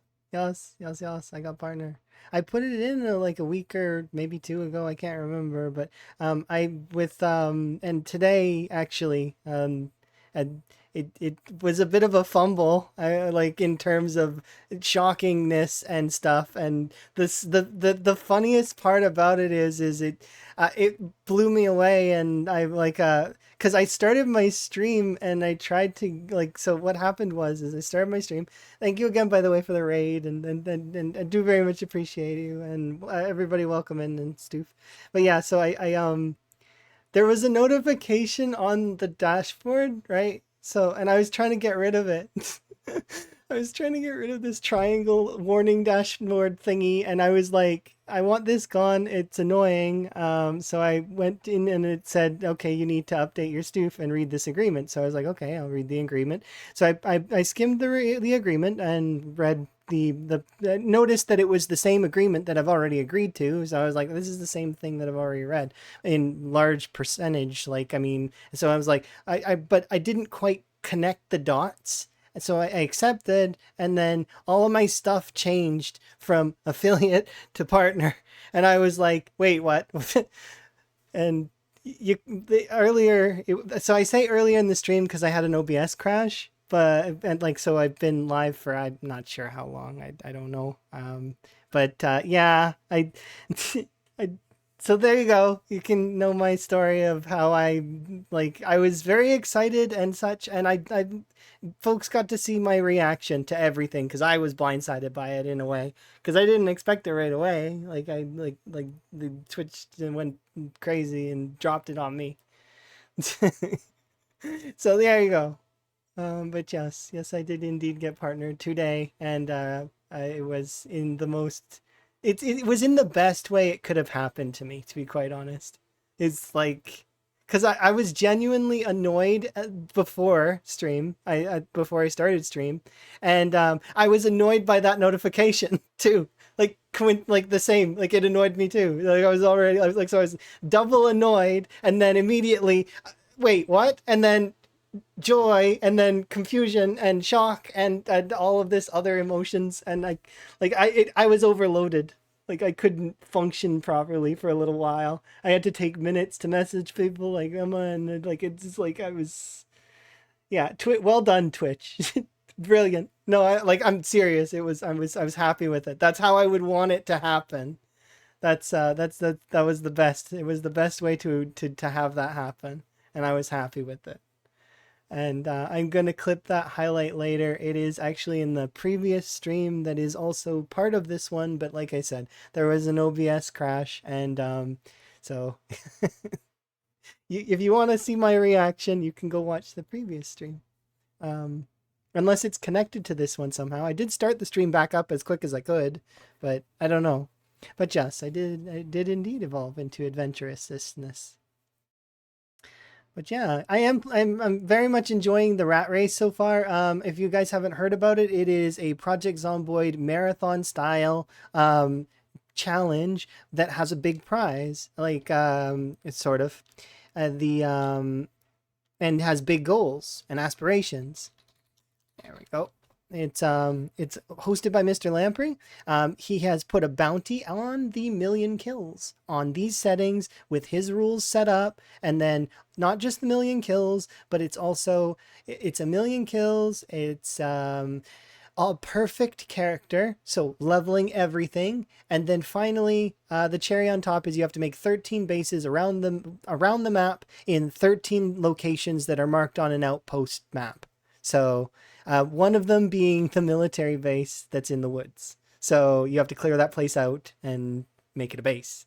So it's kind of neat. I really like this challenge is really cool. It's a challenge that's gonna go for a while. So you're gonna see the brat race on for quite considerable amount of time. And that's if anyone can complete it. But it's super, super duper hard and I'm looking forward to it. And thank you, Earl, and thank you, Ultra, and thank you everybody who came in with the raid. I do very much appreciate everyone, and it's been super awesome. And I'm looking forward to a lot more as well. And as times goes on, and we'll see how things go. I'm looking forward to it. I'm gonna move in with Emma eventually, and I don't know. I just there's a lot going on, I suppose. I've got lots of things to do and stuff to enjoy, and we get to go on a adventure that's longer, I guess. Anyways, sorry, I don't mean to be sappy and whatnot too long. I guess. If you're curious about the run, here's the mods that are allowed. These are the mods that are allowed. You can there's other mods that can be allowed as well.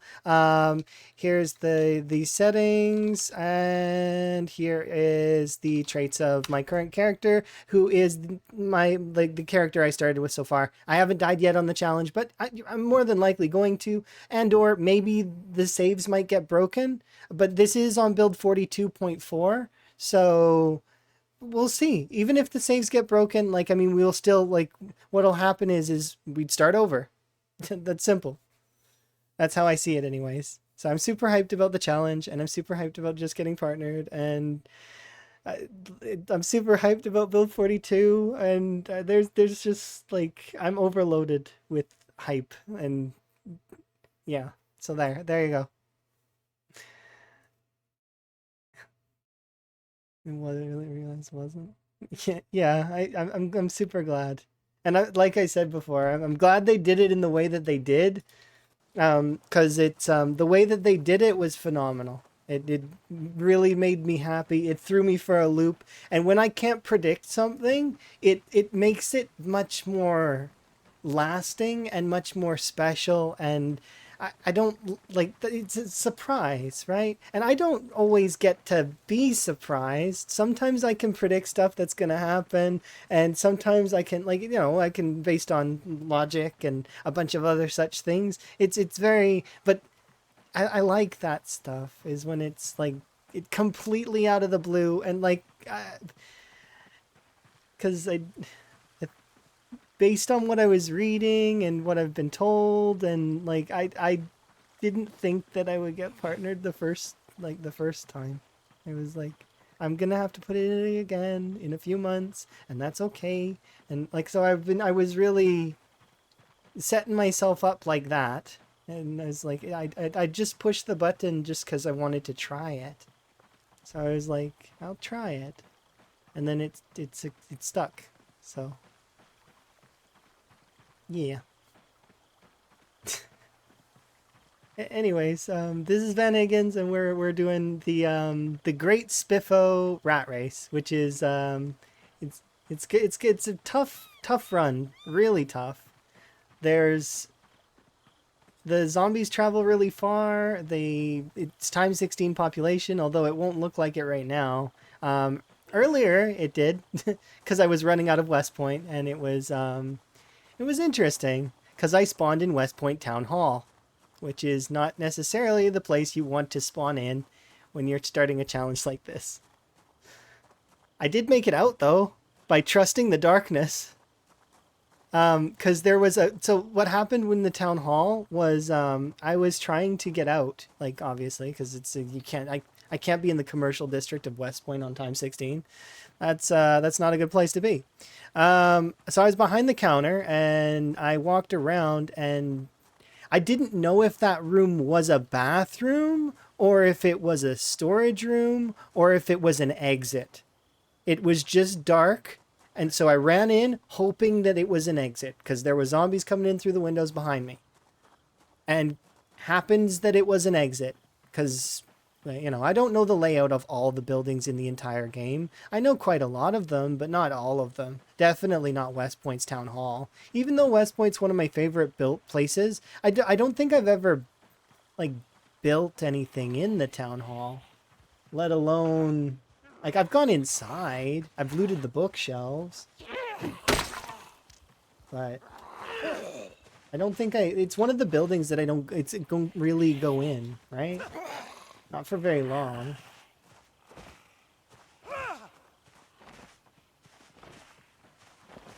There we go. But yeah, so Higgins, yeah, he died and he came back, and he's back for blood. Yeah, kind of. That's somewhat. This is his redemption arc. This is his second chance in a harder world. Cause I mean, he was played. I played Higgins for special effects on, and he lived for quite a long time, and he died to a scratch. So I did feel like that kind of did him a little dirty. Like he died to the 7%. That's pretty harsh. Like, yeah, he did live through 2 lacerations earlier, but those lacerations were gotten when I wasn't actively trying to kill Higgins then, but I didn't put as much like weight into him at that time. So for him to die to the 7% was a little bit like, ah. But I was okay with it and I was at peace with it because I don't really get attached to my Zomboid characters much. I like them. I think Higgins is great, but in my mind they're like goldfish. They're nice to have for a little while, but and maybe some folks like goldfish better than I would. I don't own goldfish, so but that's the example I'm using is that because they have a relatively short lifespan, um, the grieving process would be a little bit more lax, I guess. Maybe not. Depends on how much you appreciate your goldfish. But point is, there's a disconnect between me and my characters. I don't see them as like I like them for a while, but if they die, it's okay. Um, was a little done dirty though. But yes.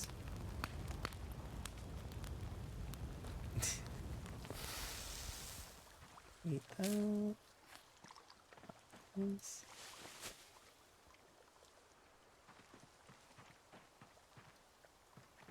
Yeah, Real's amazing by the way. Absolutely phenomenal content creator, does variety, and actually he's like super duper OG Zomboid veteran.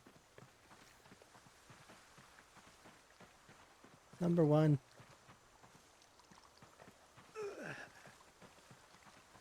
Please don't do that if you own a goldfish. Reach 15 or 40. Really? Did they live that long? I didn't realize they lived that long. That's crazy. So maybe people do like their goldfish.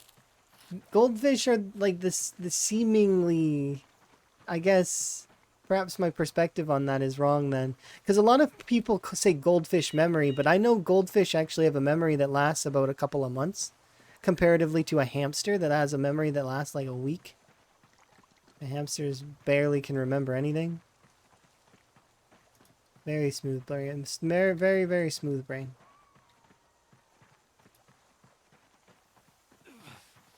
Goldfish, though, they can kind of remember some things. Yeah, I am a hamster. Unless they get diseases, I guess. We owned fish at one point in time, and we had like a lot of them. There was like 60 of them, and some of them died. And I guess but some of them are really small. So it's I suppose if somebody has a goldfish that's like one goldfish in a bowl, it might make a little bit more. But I don't know. Perhaps it's like I said, it's a perspective thing that was a poor analogy, I guess.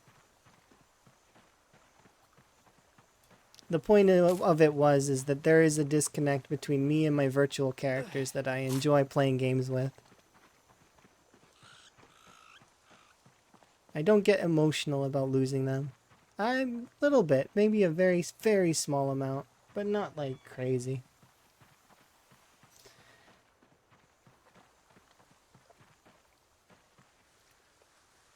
You very much remember them? Okay, well, I'm sorry. I'm not trying to devalue your remembrance of your goldfish if you like them.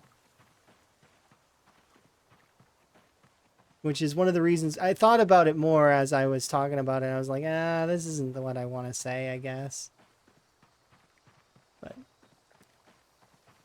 based on my own experience with goldfish, that was they didn't live very long, and that it was that. But yeah, I'm sure my point was gotten across, and I'm kind of beating the dead horse by this point, which is not really a good analogy either.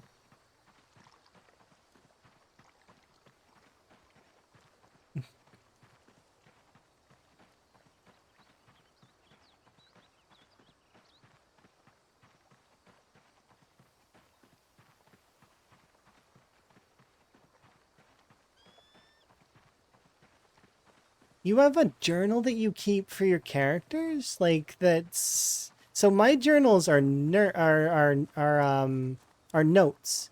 All of my little books are notes. They are not logs of the character. But that's really cool if you keep a real life like document of your characters in there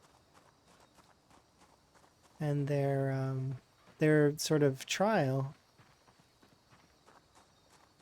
That'd be kind of cool. It reminds me of Buzz in a way, because Buzz does that kind of too, where he'll document the characters in a journal in the game. He'll have them actually write them out, like in a journal, like one of the diaries or the paper note papers and stuff like that.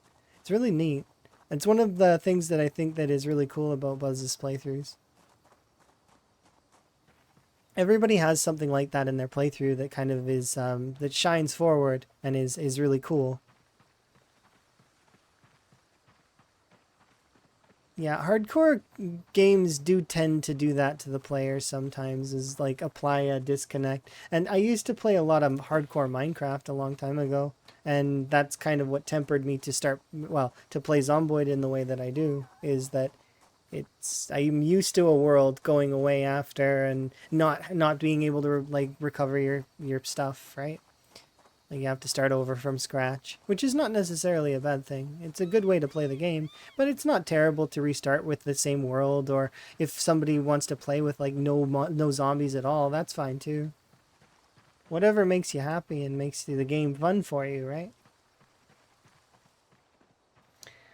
But yes, sincerely appreciate the raid and all of the people and the congrats and the all of that stuff. And it's gonna be hard to top the next couple of days. Really, it is. But well, I mean, we'll see. I'm gonna be watching movies with Emma, so and Emma's. I wonder how the ending of the game that we're playing is gonna go. So there is that too.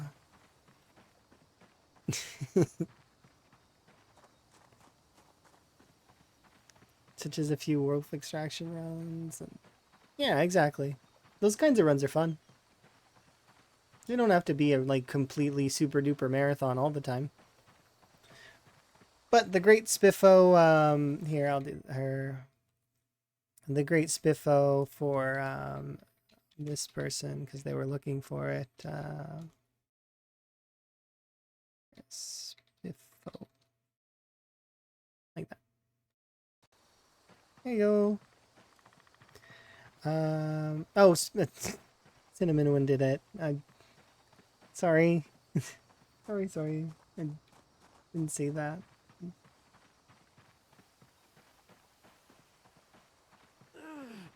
Emma knows most of the endings to the games we play because Emma does usually does single player playthroughs of a lot of them. She doesn't know the ending of the current game we're playing, but and then the cool part is when Emma's played a game all the way through and knows the ending, Emma can set up the best ending, and we kind of I watch Emma play it and it's like a movie, and I really like that.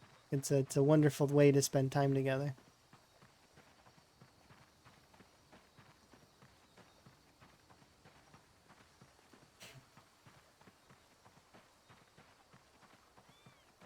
What game are we playing now? Pirate Yakuza. So like a dragon Yakuza pirates. It's the newest one that just came out because we've played every other game in the series, and actually I added some songs to my playlist because they're so good. I really like them. So the playlists you hear in the background are songs that make me happy. That's essentially what that whole playlist is. It's just different music that makes me happy. It's not in the VODs because I use a split audio track. So it's, it's not in the VODs. So if you don't like the music, you can just watch VODs and ta-da, there you go. But if you do enjoy the music, me too, because they're all songs that make me happy. Even some of the ones that are more sorrow filled are or wistful are the ones that are they bring me to a happy place in my mind, which is good.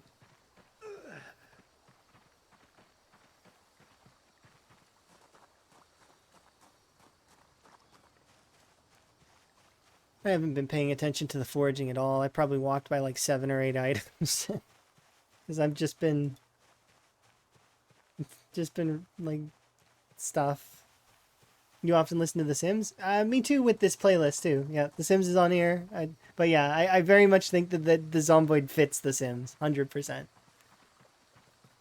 But this playlist does have other things on it that the reason why it's so dynamic is because I have it on shuffle, and some of the more upbeat songs can, they give me different feeling of and different tempo, and they hit different spots in my mind it's good. It in a good way. It's kind of like listening to the RimWorld track and then having the Don't Stop the Music, kind of like that in a way, because it's good. It's a good time. Jams. But yeah, Zomboid really fits. I feel like Zomboid fits a lot of soundtracks really well. Stardew Valley is hilariously good for Zomboid. Um, so is The Sims, and some of the Harvest Moon tracks I bet would be really good for it as well, and some of the other farming games that have their own sort of interesting spins on different styles of music. But it's because of Zomboid's, it's, I don't want to say it's like grindy or farmy aesthetic. It is very much, yeah, they all fit. Yeah, OSRS, yeah, exactly. Some of the World of Warcraft tracks. I feel like all of that stuff is really good for Zomboid.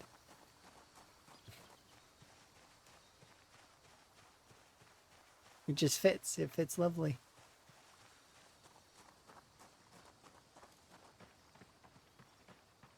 Hmm. Yeah, RimWorld's music would fit. But all those songs are also interchangeable. I feel like Zomboid's soundtrack would fit actually kind of in RimWorld's aesthetic as well, given how RimWorld can sometimes be very brutal and tough. I could hear the Zomboid like battle music during the raids and stuff like that, right? So it works both ways.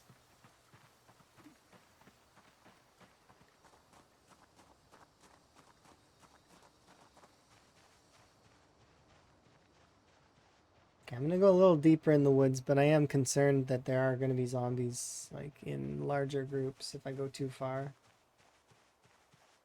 And Higgins has clumsy and it's pinpoint hearing, so he is. If there is a zombie in these woods, they will come and say hi. So it's like I don't want to dip too far.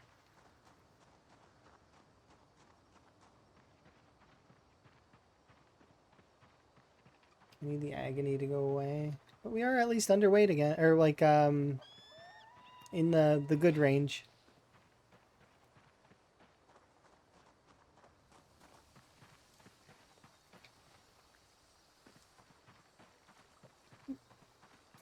In multiplayer. Squatting and reloading. How bad is the reloading XP in multiplayer servers? Do they have to scale it up? There is no way they don't, right? I don't expect that they would do standard XP for reloading on multiplayer servers. There is no way.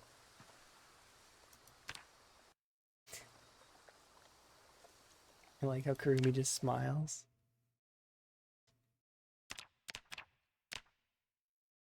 Karumi knows things that I don't.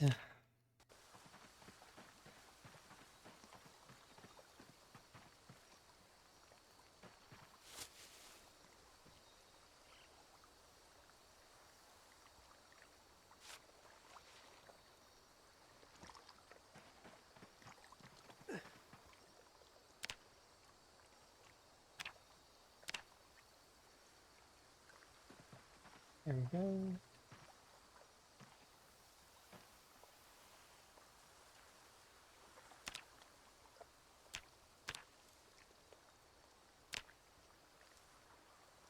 There we go. Hooray, I got a table. You don't think you're good enough? I don't agree. I believe that everybody's good enough and can do it. Everybody can do this. It just takes practice, that's all.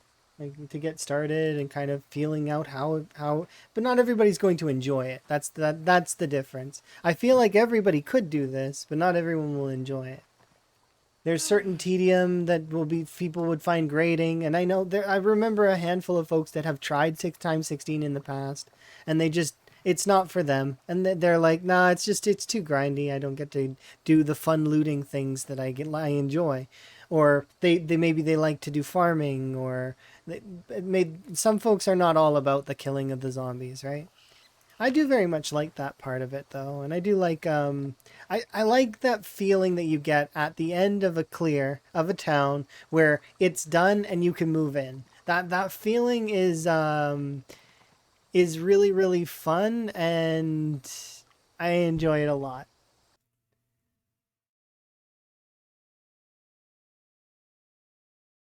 Are the forage spots priests? Sort of, in a way, yes. Is but then no, not entirely. So the way that the foraging works internally, from what I understand, is that some items exist. However, and they are in particular locations initially. However, there is a like there's it's like a it draws from a pool of items, and then that pool of item gradually refills and resets.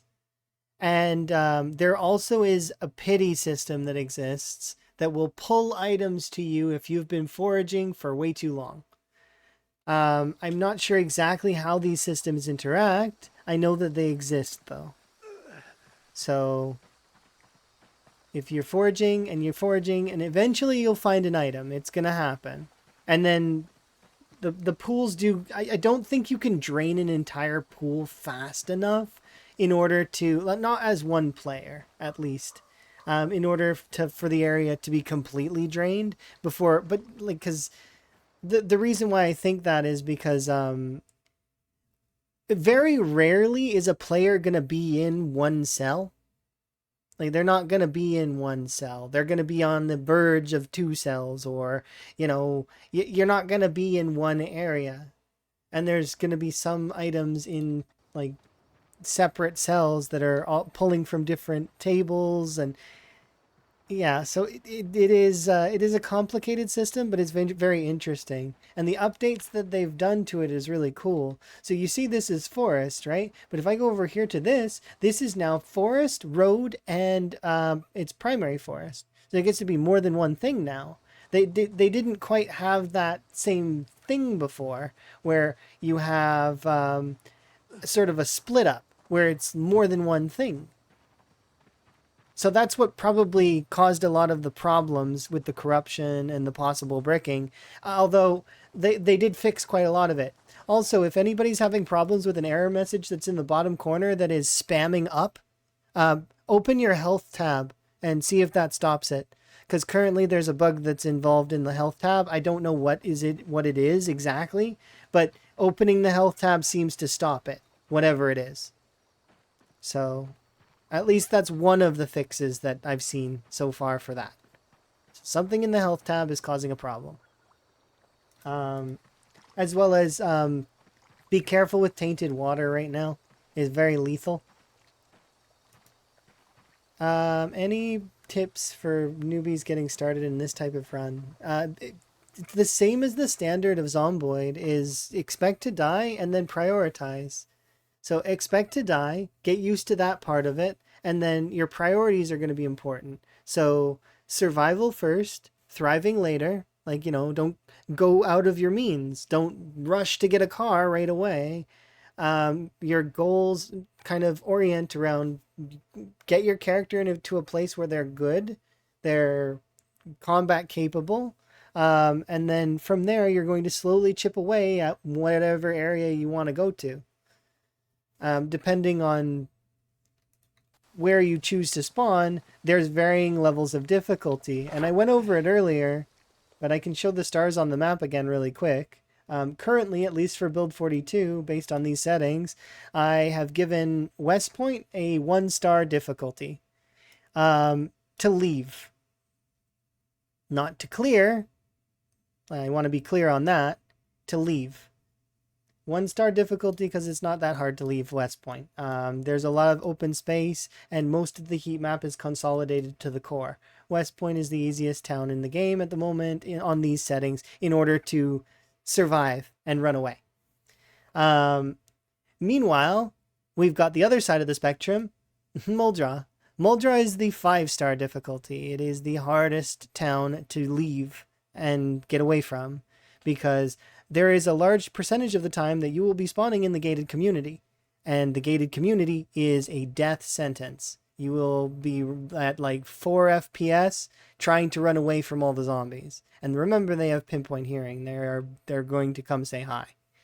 That said, though, if you spawn in the trailer parks or any of the lower end houses down here, or there are spots you can make work. It's just less easy than all of the other ones. So Muldra gets the hardest difficulty. Rosewood is a 2-star difficulty in my opinion. It is slightly easier than the other 3. But because there are locations that you can get that are on the outskirts, as well as, and if you get one of the bad spawns, it's at least not as bad to instantly kill you.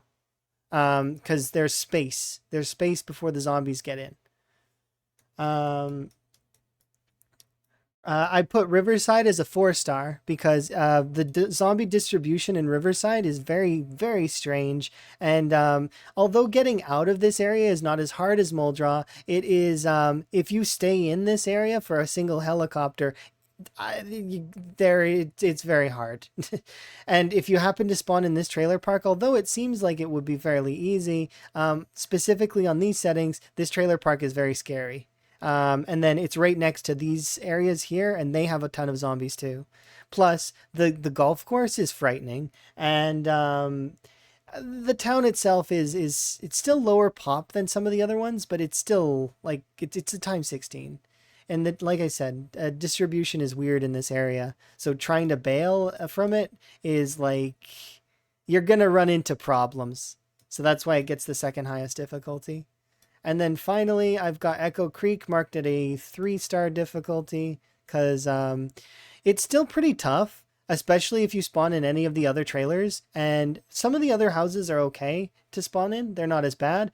If you happen to spawn in this trailer, thank your stars because that's the easiest trailer to spawn in. It's right next to this diner that has no zombies at all for the most part. Like this whole area is clear. So you get to run out here. You can maybe loot the diner real quick before you have to bail. And you really should, because being here right next to Guns Unlimited is not a good plan. But a lot of people who are doing the Echo Creek strat are going down and they're making their home down here.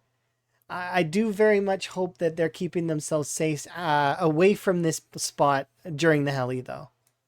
So those are my difficulty settings that I suggest. That are my opinion. Those are all my opinion. I'm sure that other people will have their opinion, but this is based on just me prodding at the settings. And I tried several of them just to feel it out, and based on my own experience and how I perceive the game to be. Hopefully that gives you an idea. And then if you were going to start, then yeah. I like I said, I pick West Point, but West Point has very you wouldn't want to as a brand new player, you wouldn't want to play these settings because you need some familiarity with the map.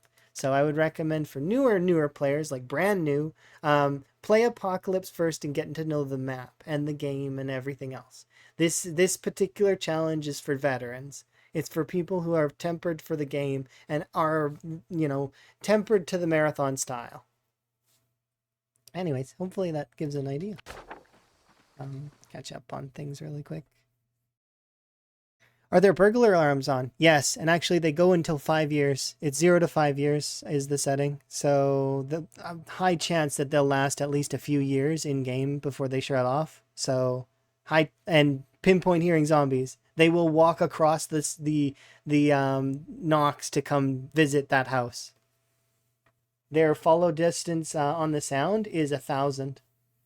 So they go for like 3 full cells on their journey. But yeah, it is interesting that West Point turns out to be the safest on these settings because West Point used to be the old tough one. It used to be hard to get out of West Point.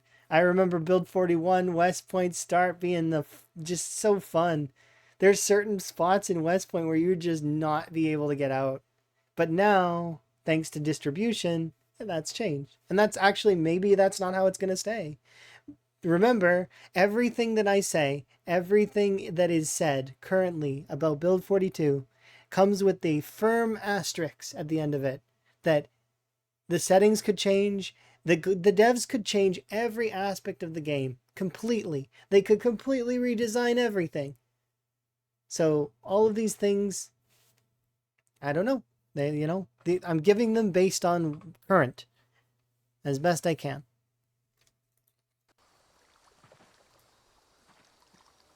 Expect to die. Is this attempt number one? Yeah, this is my first attempt at this challenge. But I've been tempered to time 16. I know what to expect. I've planned the route very but also I'm dynamic. So actually, this particular route that I've took here, I didn't plan this part of it. So I was forced a little bit into this aspect of it, and I'm okay with that. I'm rolling with it because you need to, right? You need to be dynamic and be able to change your plans if things are going differently. And also, don't be afraid to abandon an area, abandon your items, abandon everything if you need to survive. That's something a lot of early game and newer players seem to forget is you can throw all your items on the ground and come back for them later. It's fine. The only items you can't just throw on the ground are like glasses and hats and maggots, I guess, because those ones will get deleted by the whitelist unless you place them. But you can come back for a backpack. If a backpack is weighing you down, drop it, and if you need to. Like if you're you've got a little bit of exertion and you have a little bit of stamina remaining and you're in a pinch and you need to drop your backpack in order to get away, do it. Hesitation will be the problem that a lot of players, they'll hold on to everything, right? The loot goblin be super overburdened, their exertion goes to max, their tiredness goes to max, and then suddenly that's it. It's over.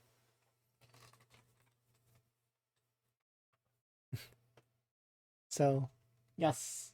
But yeah, don't hold back from these settings either. There is no reason to hold back from the settings because if you do, then do we have a fishing rod yet? I'm getting close. By that I mean not yet, but there is a shed that's nearby that I should be able to access.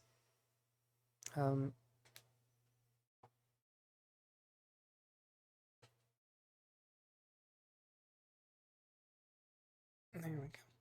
Sorry, my mouse disconnected for some reason.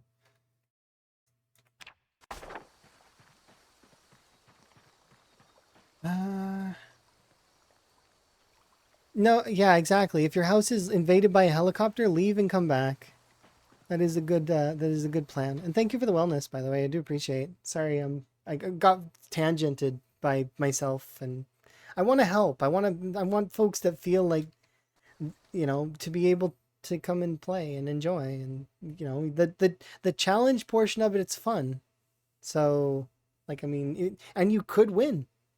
You could win the challenge. It is possible. Of course, you got to follow all the rules. And part of the rules is that it needs to be streamed, and there's a bunch of other rules as well, right? But because it's kind of supposed to be like we're all sharing the runs and strats and styles, and we get to watch each other's perspective, right? So it's kind of like a collab almost, but separate single player collabs, kind of that are all different perspectives of a similar setting type. Is this cool?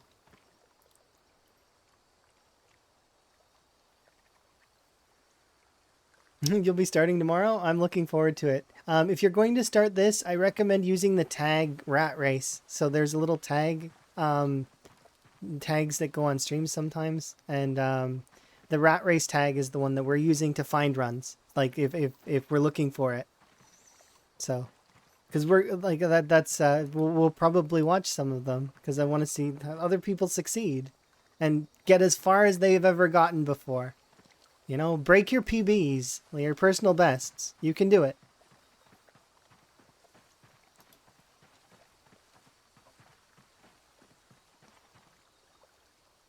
Okay.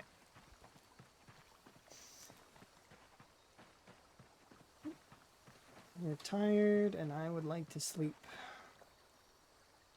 I also kind of hope there's a pillow in that house, because if there is, that would be such a big help.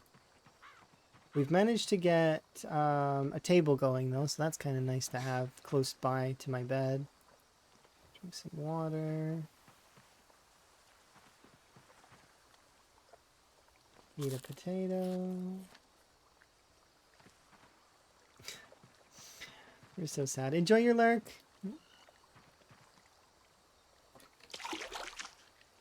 We're barely staying above miserable at the moment for sadness.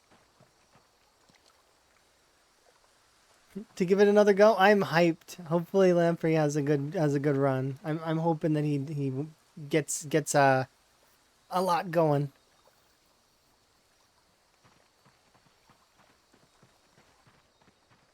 So I'm a little ways in with 2 strength and 1 fitness. But and I know I haven't gone very far for somebody who's been playing for 20 in-game days, but I'm very hesitant to move forward against the zombies. Also, while I'm not I have to take the zombies little by little, like until we're at a stage where we're good. Yeah, don't drink tainted water. And I'm not drinking tainted water now. I'm boiling the water in a tin can. Or a beer can? It's the same thing.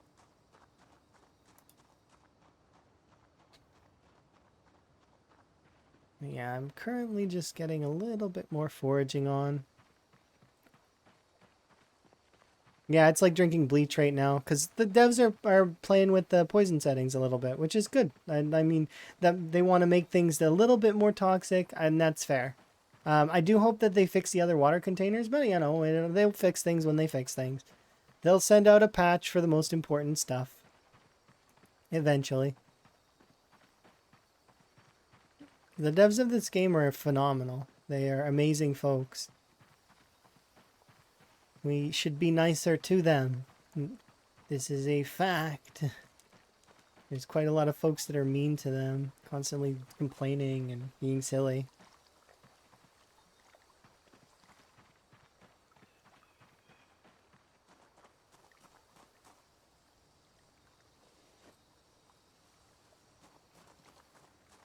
Yeah, they'll get it due to the nature of everything, though, right? Because people will complain. You could make something perfect, and people would complain that it was too perfect. That's how that goes. It's perfect. You know what? It's too perfect. It doesn't have any flaws. You know what? That right there, it's lacking flaws. Flaws make things unique, don't you know? You can't win. There is no winning. It's impossible.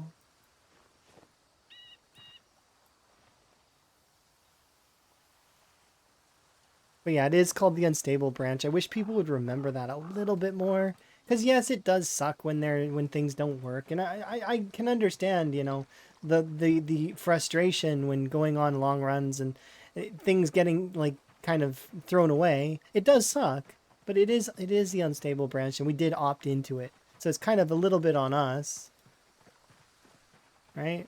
Because if we wanted a stable branch, we would have played build 41. Build 41's still there.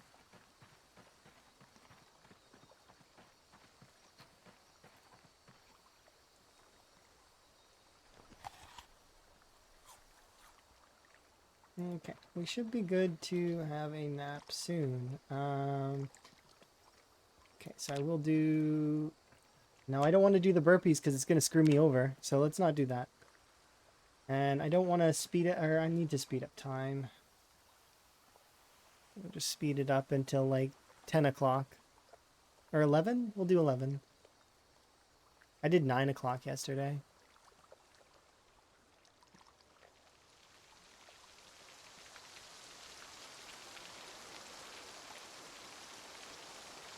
It's very, very tempting for me right now to plant crops. I can't dig the dirt right now though.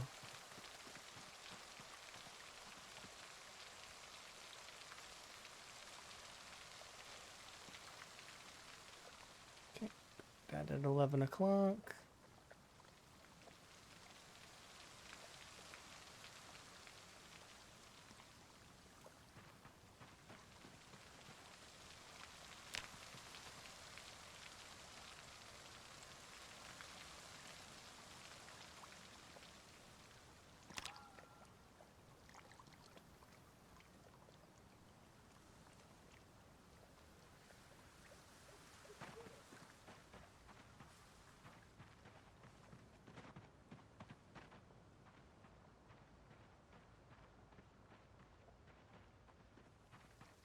All right, let's go and try and approach this this cabin.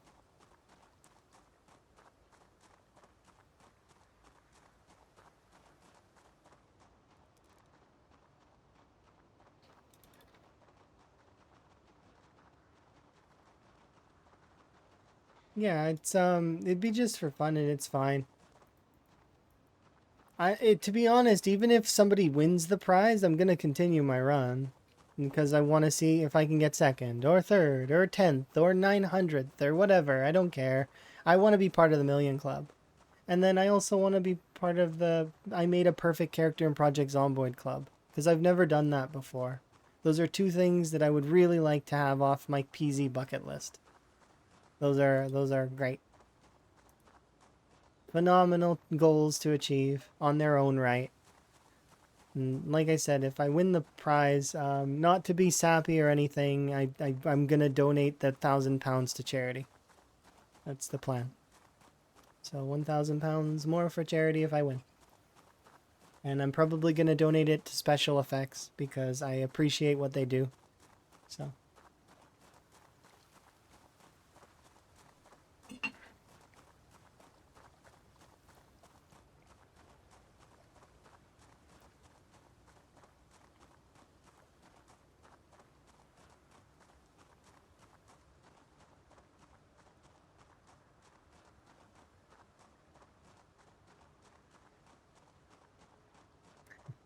Drank all the water. Okay, we should be there soon. So the biggest reason why I want to go to this trailer here is because it's going to be busy first off. I already know that. So this whole area has got a chance for quite a lot of zombies. Not like crazy, crazy amounts, but enough that it's going to be annoying. And the point of going here is that this has got a fairly good shed. So we can look in that shed and 3 boxes that are in the corner as well. Plus, if I can get a pillow, oh, that would be phenomenal.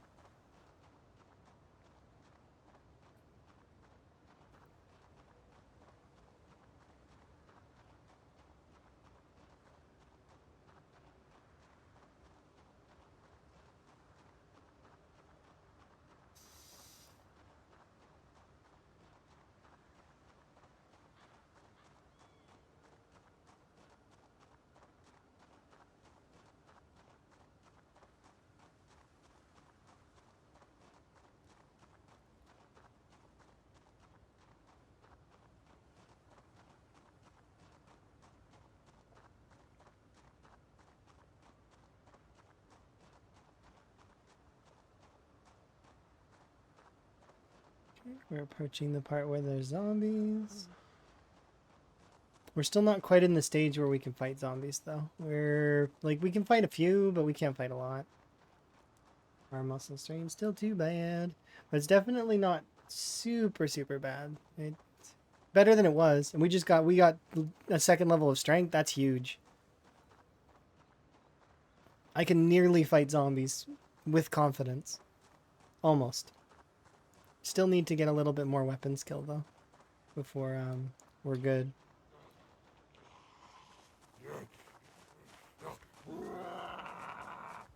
Here we go, that's better. Sorry, Dr. Mario, not this time. Ooh, friendship bracelet. You're my friend, zombie.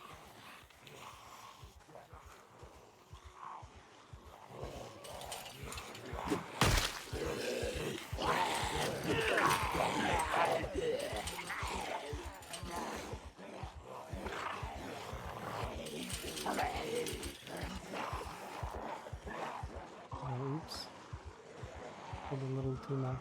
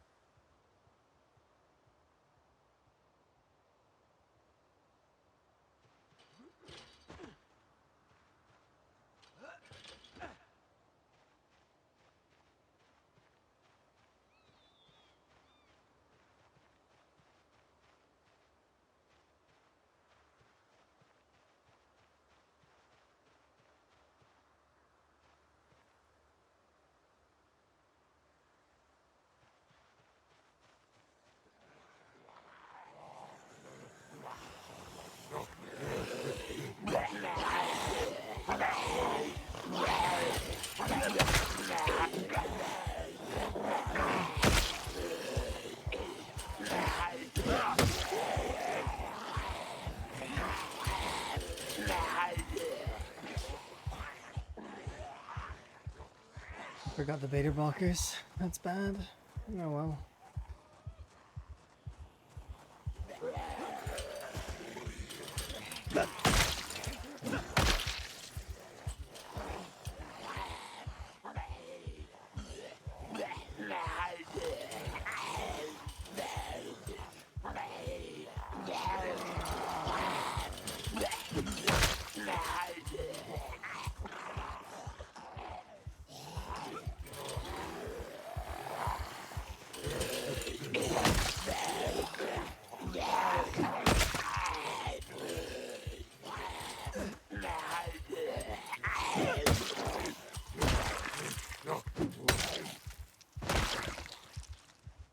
Okay.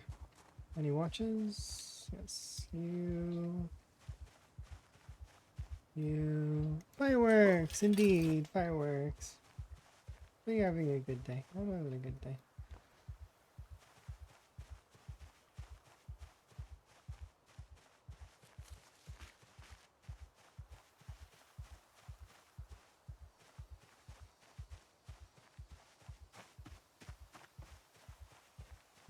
Nuggets. Nuggets.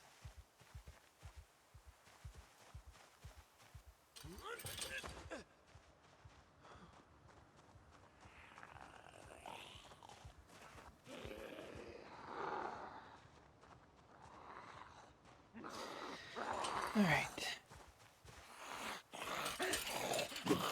I very much am glad I'm greatly overestimating the things right now, because that is what's happening. I'm overestimating how hard it's gonna be. That's helpful.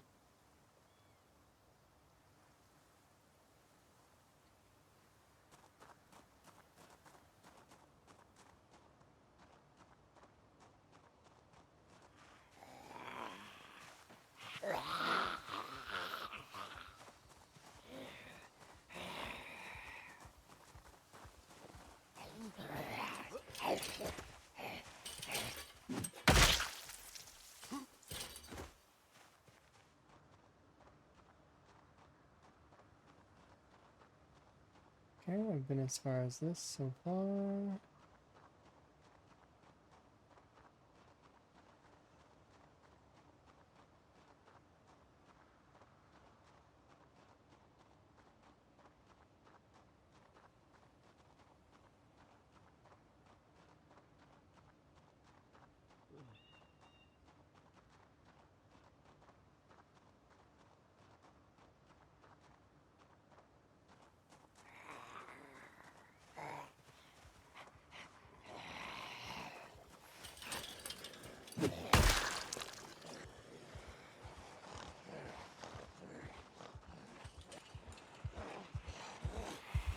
You just want to nibble. That's true.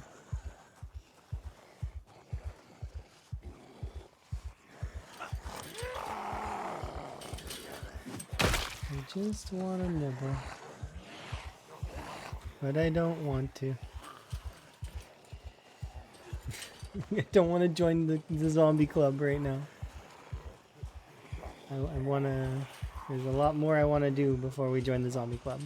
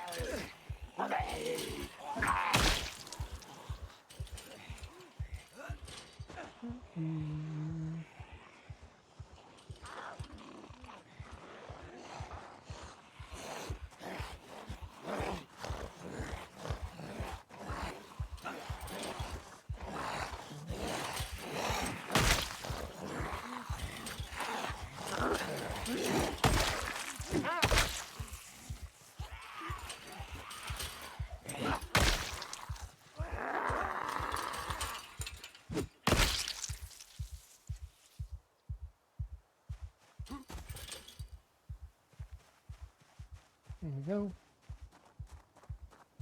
Alright, we're good there. Let's carry on.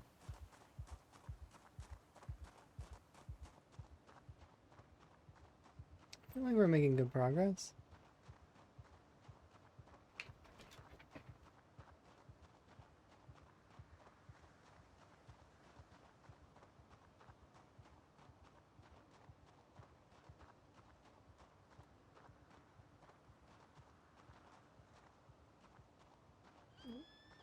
With luck, we'll find a military zombie here, or like a survivor zombie. But like it's not a guarantee, but this is place I found them before.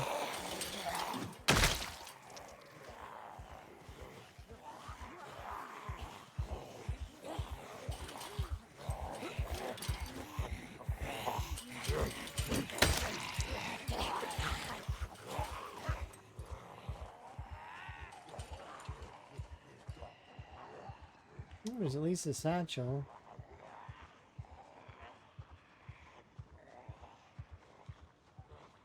That's kind of nice.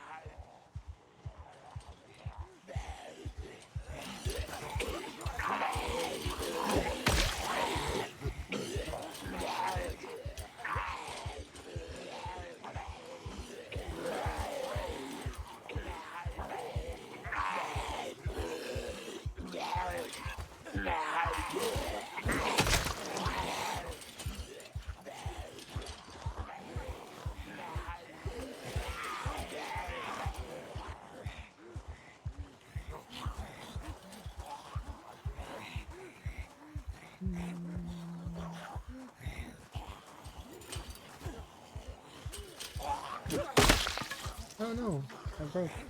Unfortunate. Oh.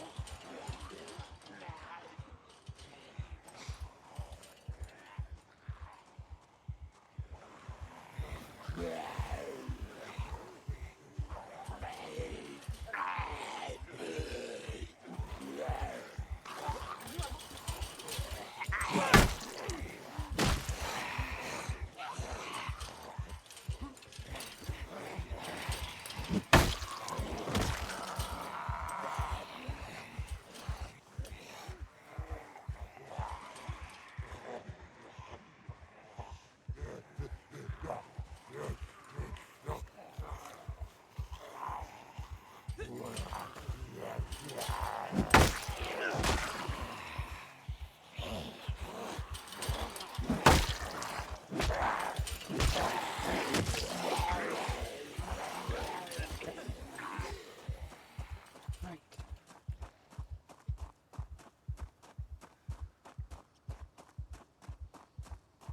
Well, we put a little bit of effort into it. Unfortunately, that's all I've got for the moment. My effort be tapped. Hey!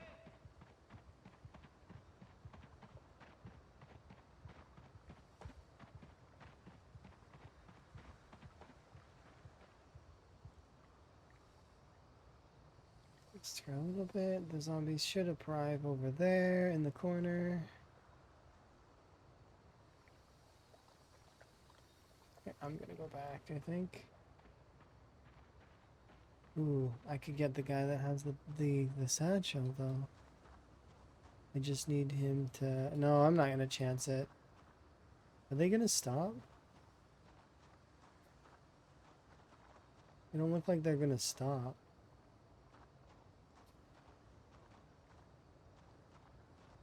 Yeah, they did. Okay.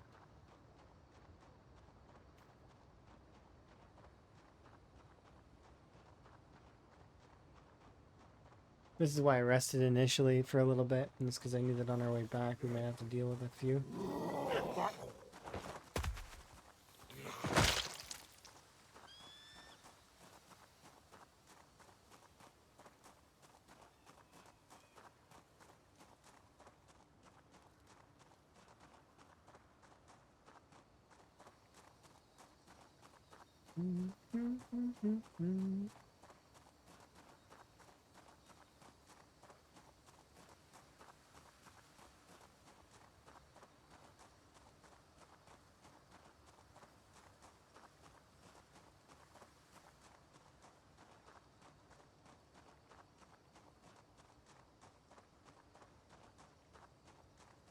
Got quite a lot of time. Wait one second.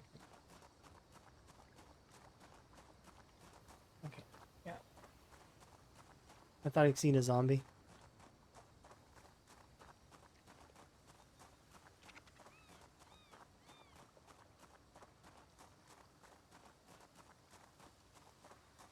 Okay, so far we've seen that that area does have quite a bit of zombies for the moment. We're doing quite well though overall in terms of our staying away from them. I should have brought the beta blockers with me though, that would have helped out immensely.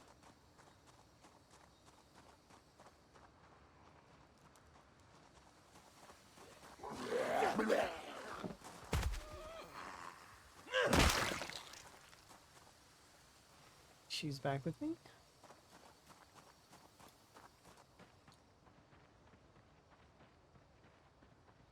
Can I equip you secondary? No. I can't equip you secondary.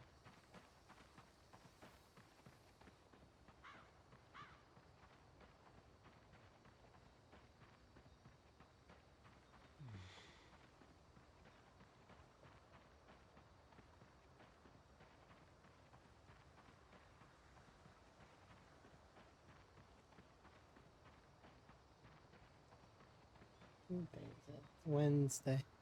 My dudes. It's Wednesday, my dudes.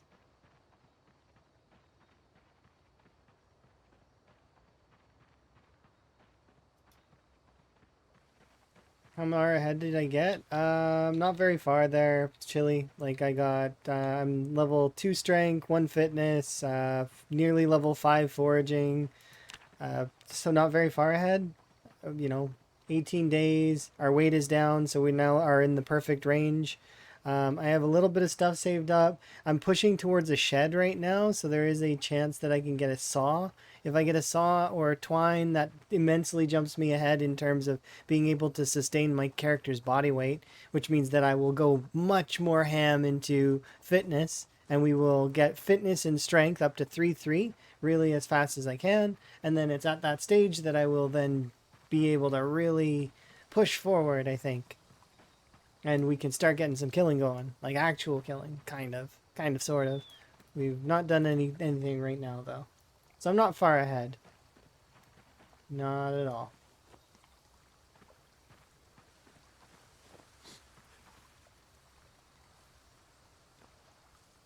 So essentially, if you can get established and like start building up and stuff, I think the furthest person ahead right now, I don't know actually. I don't know who's the furthest ahead. We're all still in the beginning. It's one of these like we're just getting started. Nobody's really ahead of anyone else at the moment. Like that, I figure that probably Radford, Twist, and Shivas are probably getting up there, in their skill levels. And then Lamprey just started, and we know he's gonna fly. So, um, you know, we'll see.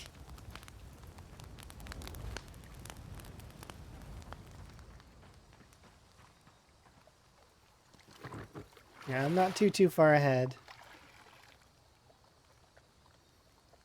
Yeah, Radford had over 100k kills, but has restarted because we're doing this challenge now, Kurumi. This challenge in Lamprey's Discord is a lot of folks are doing the marathon folks are doing it. But yeah, you're talking about Radford. Here, you're not following him, Kurumi? Shout out Radford. I'm pretty sure, but I'm just gonna double check that I get this correct.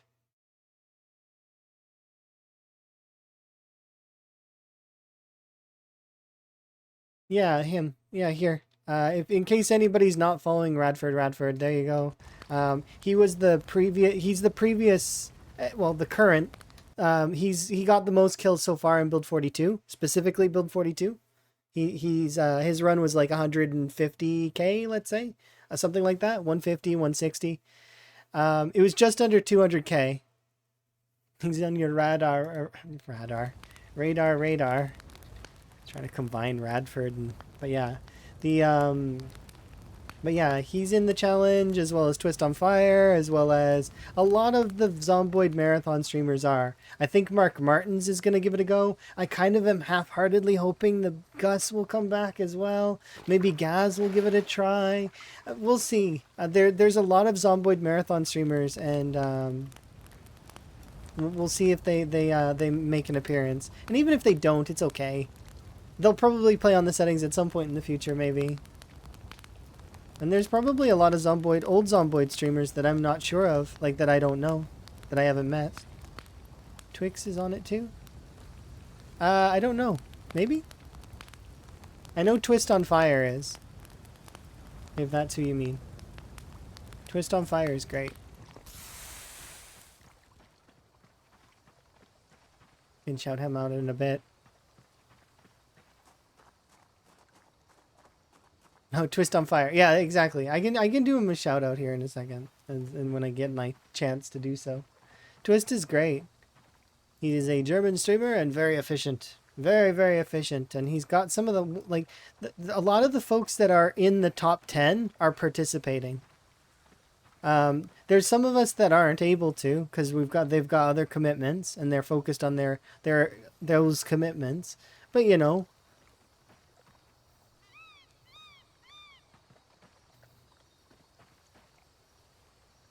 yeah, no, I know. I heard Curtis died unfortunately to those things.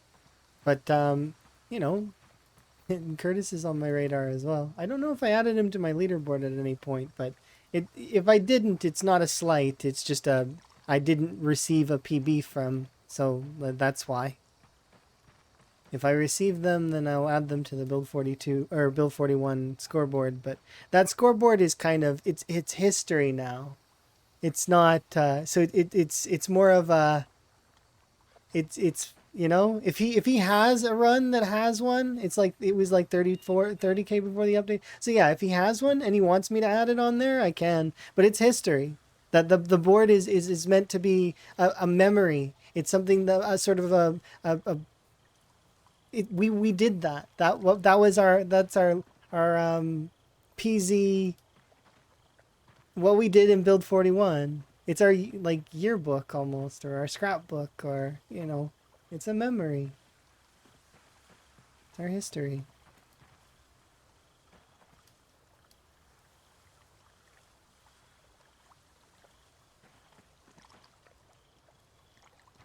Yeah, that's fair. If you're busy, you're busy, and you know nobody expects you to be anywhere. You be where you need to. I need to eat. Let's eat these berries. I am so looking forward to not. If I wash all his clothes, he'll be happy.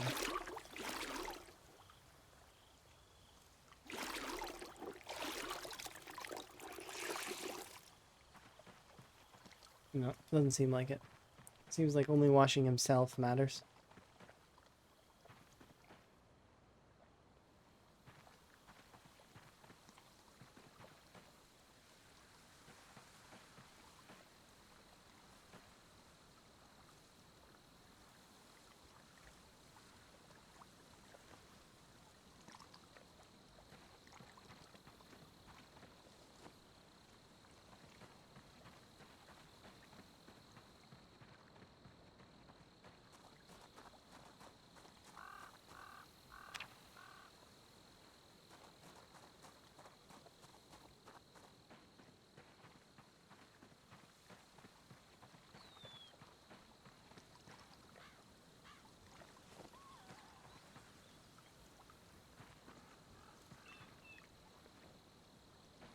I want to accidentally be using these rocks.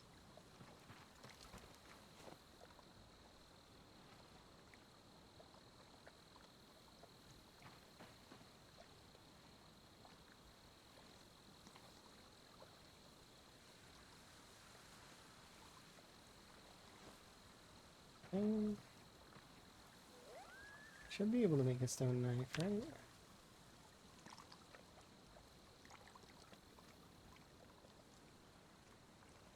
Nice. Pop that there. Pop you there.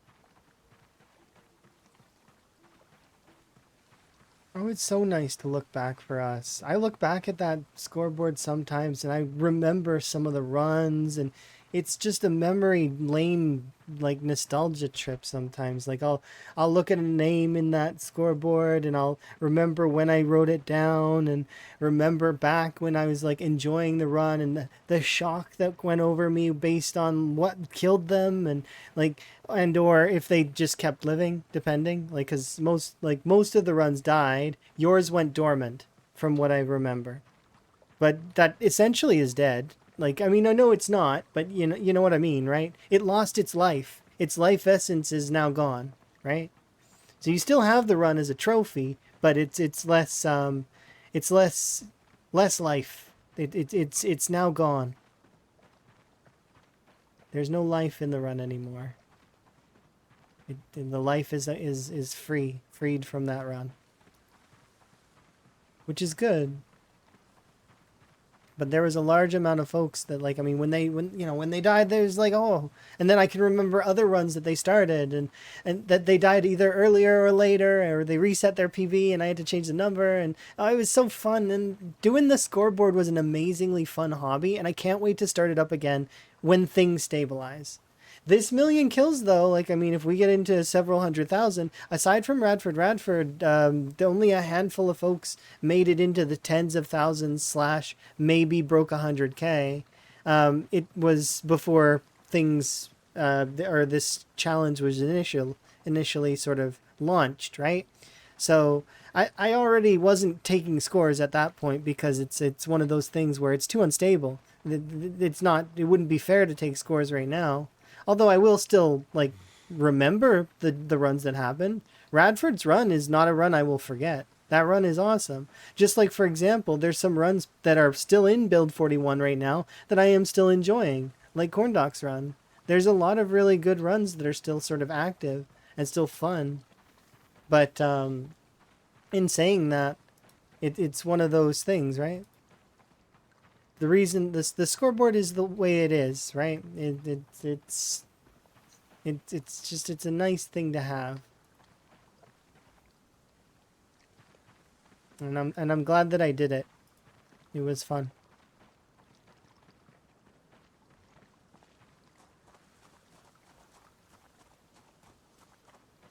But in RimWorld, could be. Yeah, I mean, sure, that sounds like a mod or something that could be added.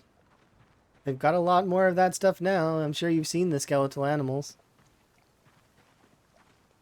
I'd like to do more, but I should,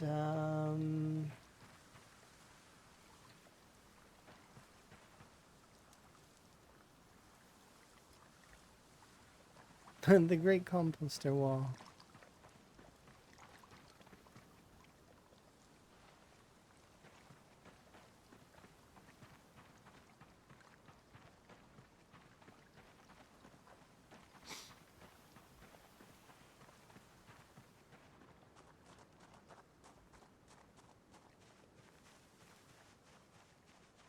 It was definitely a fun time. Definitely enjoyed.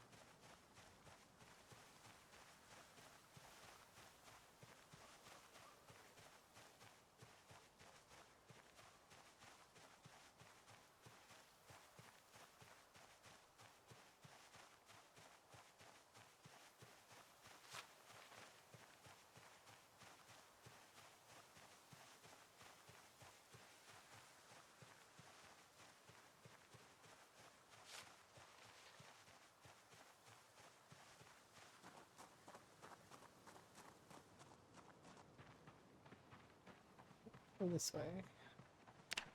I should start trying to get to know the new zones.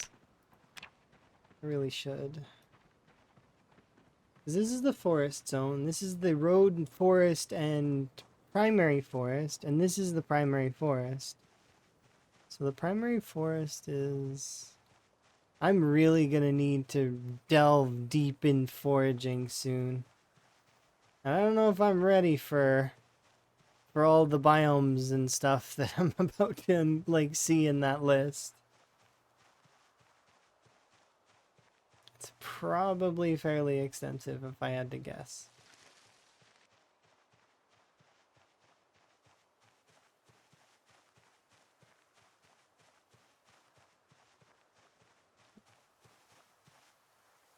There's not too many? Okay, that's good. I guess most of their stuff went into designing the where it was gonna go kind of thing, less than where like making too many new ones.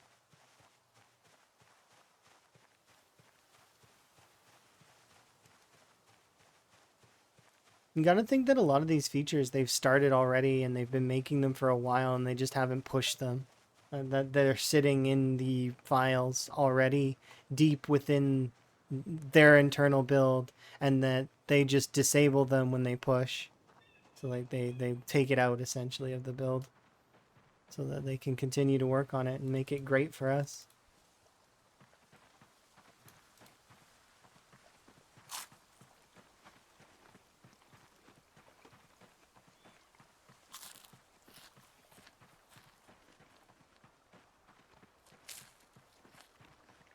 New folder organization. That's good. I'm glad that it's that they're making things better for that sort of thing.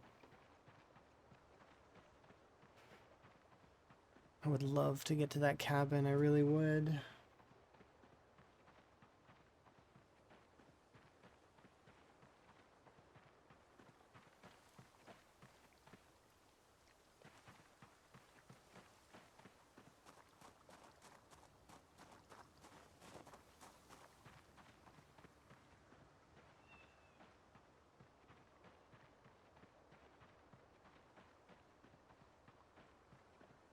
If anything, just to see if there's a saw there.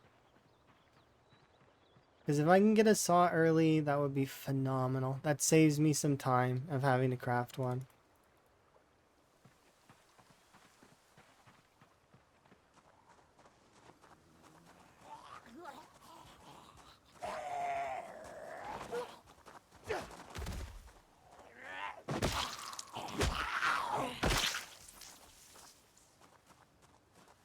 See there.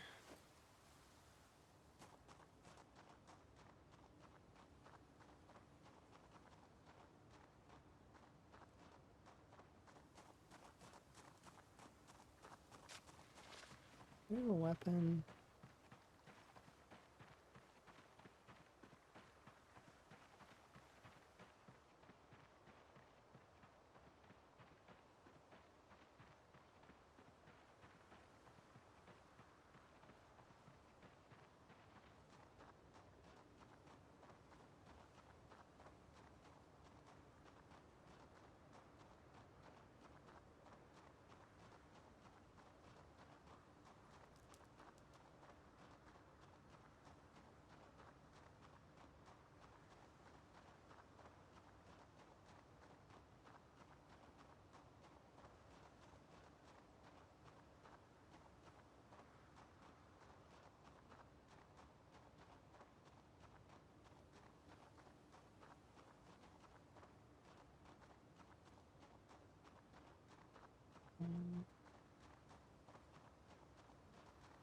Alright, I'm just looking for zombies first before I started the foraging. I wanted to make sure that I like focused on getting rid of them a little bit.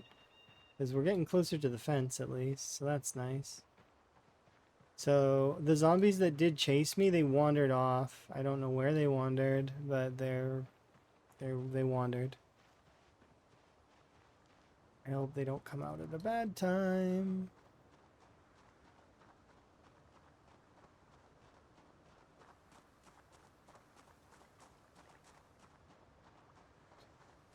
Oh, cricket, nice. Being sad is so annoying. Oh my god. I cannot wait to not be sad anymore. That is... being sad is tough. Yeah, this sadness is awful. They made it worse. Like, they really did. They literally made it worse. In the patch notes you see it says being drunk and being sad got worse.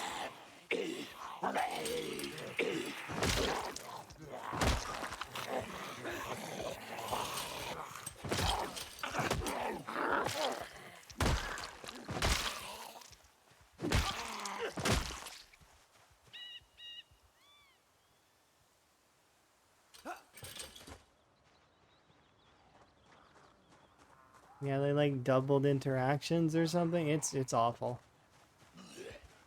I need to not be sad.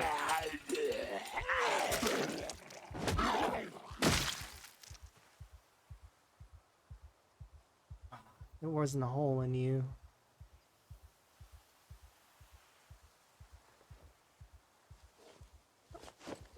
Already upgrading, so that's solid.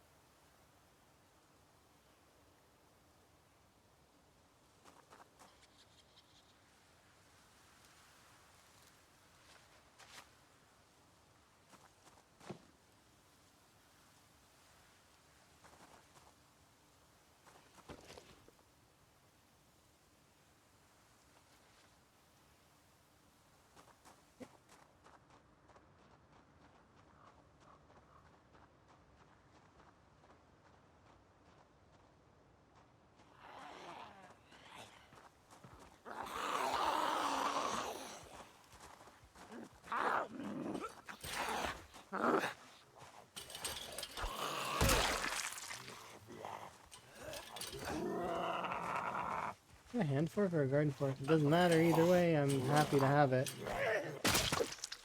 Hand fork. I figured it was, but lately I've been mixing the garden fork and the hand fork up. They do functionally the same thing, but one is a little bit better than the other. Did you download all the recommended mods? No, I did not. I downloaded most of the recommended mods. I did not download one of the ones that I'm actually going to go against myself and say that you should download it. Um, Downloading proximity inventory is the one that I did not grab. The reason I didn't grab that one is and I didn't also I didn't grab pause on start. You can grab those two. Those two are really good ones. I didn't download them.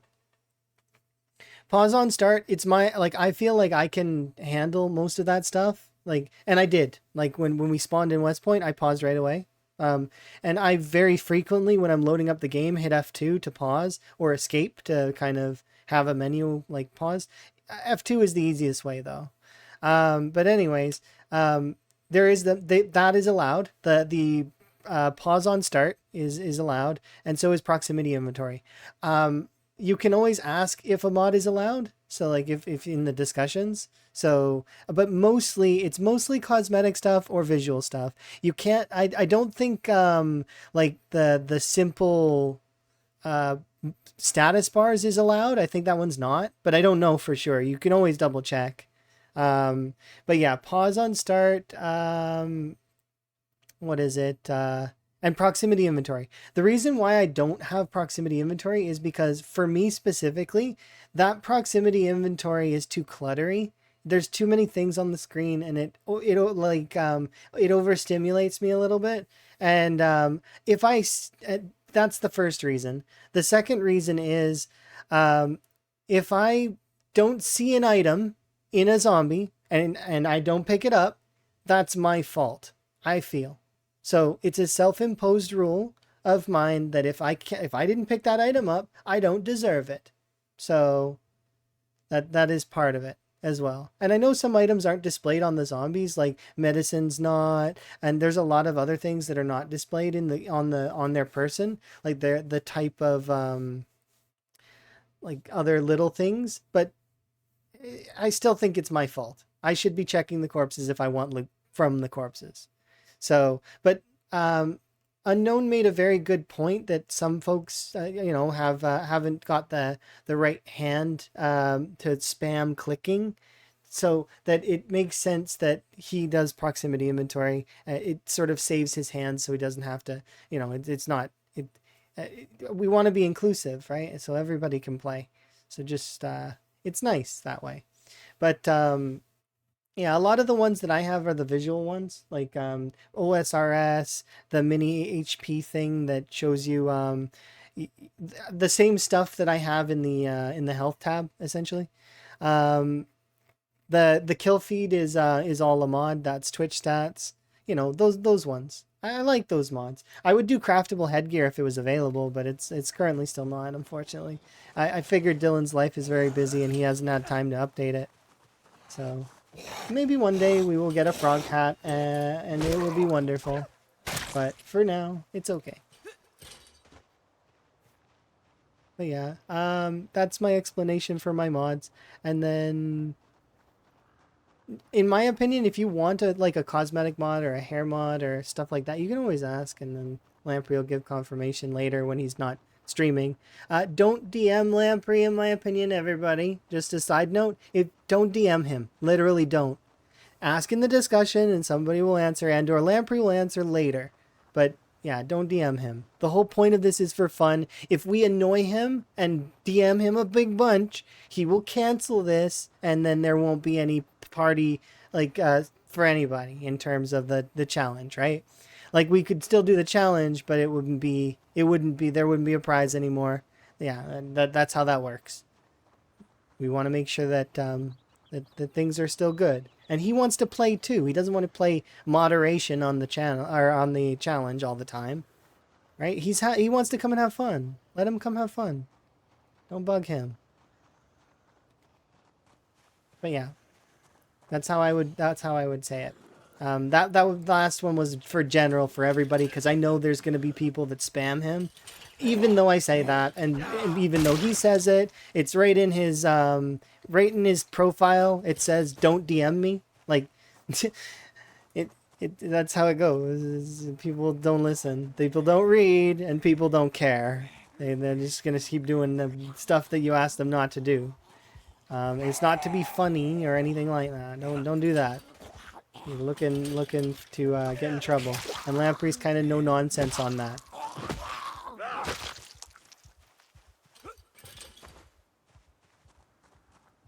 If he has to, he will ban everyone. Literally everyone.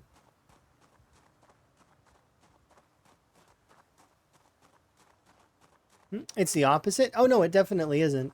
He said that he was what he's gonna do if he wins. He said he's gonna buy a comically large check and take a picture of himself with it. That's what he's gonna do. It's gonna be like that Obama meme where he gives himself a medal. It'll be the same thing. Yeah. So yeah, that's what's gonna happen if Lamprey wins, and I'm really excited for it because it sounds hilarious. So part of me really hopes he wins. Like, I know I'm competing as well, but there is a small portion of me that's like, please let Lamprey win. I want to see this comically large check. I know you got me. Yeah, you win. I like comically large things. It's hilarious. It makes me laugh, and I don't know. It's funny seeing big things of other things. I like that. It's hilarious. Comically large check.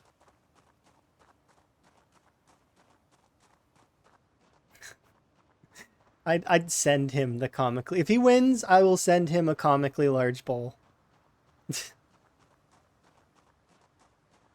While I'm passing over there, because I think that I could probably get a flight that's through England, maybe. Just like drop it off at a like spot. Like, here, pick up your comically large bowl from this place. It's already paid for.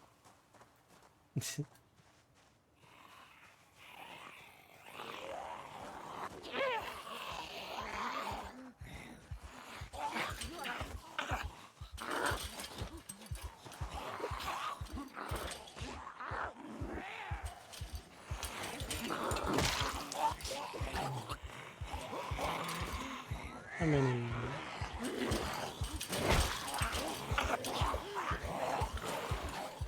Comically large rat poison. I didn't get to. I think I only got to see that once.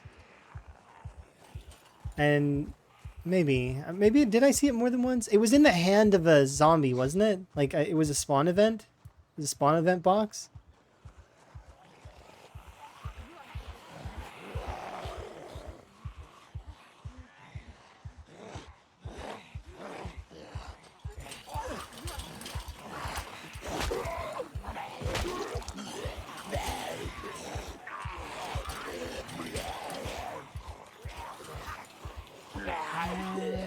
I probably should have taken the beta blockers at the beginning. I was thinking about it and I was like, eh. I gotta send it. It might never get picked up. I don't want Lamprey to feel like he needs to get a PO box or anything like that.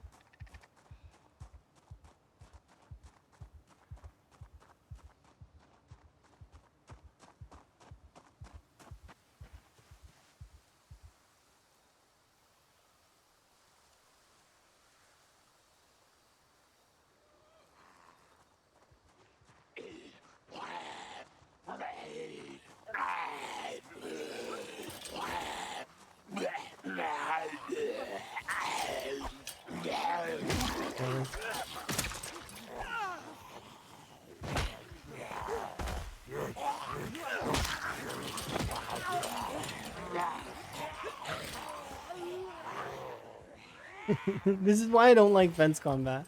If that right there, perfect example of why I don't like fence combat. It is not easy and it is annoying sometimes. I don't like it, but I'm not hamstrung into using it. It's just it's easier to use it right now. 800 years later, he takes the bills.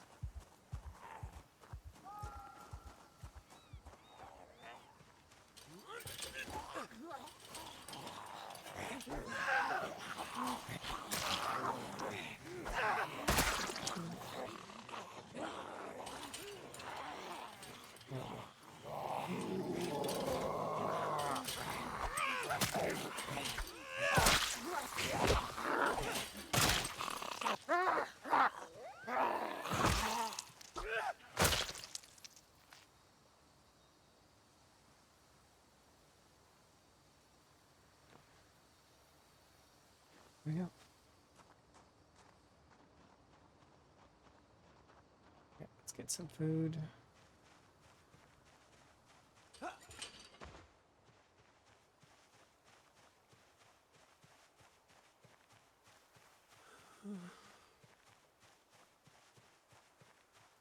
Oh, acorns. Heck yeah.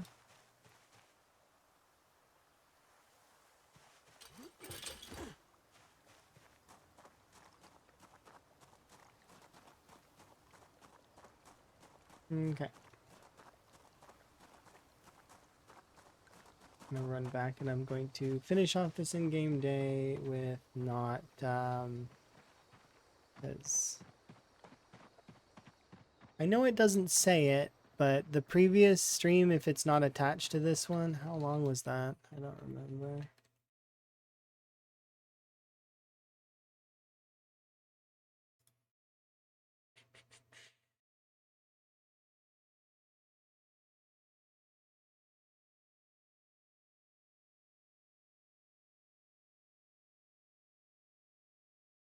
Oh, we've been live for 12 hours. Okay, that's why. Like, so I am going to go back to the camp and I am going to rest there. And, you know, I haven't eaten in a little while. So, like, that cookie's been sitting there for ages. So I'm actually going to run back to our little camp. And then I am going to wrap up there because that is a good sort of stopping point. Like, we're not quite at the cabin yet, but we'll get there tomorrow. Like, not tomorrow, because it'll be later this evening. Is whenever I've you know, fixed my real life moodles. It's because I need to eat, I need to sleep, I need to spend time with Emma. You know, which I guess is less moodles and more sim-ish stuff, isn't it? Because that would be like a social thing, I suppose. But this has been a blast. I've been having lots of fun. I am going to raid out though, so you know, and we're gonna raid Lamprey probably because he's well, he's doing the same thing we're doing except he created it. So I'm hoping he gets far, like really really far. But I want to get back to our little campsite.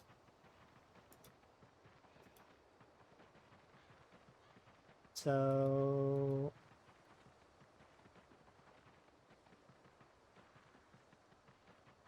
there we go.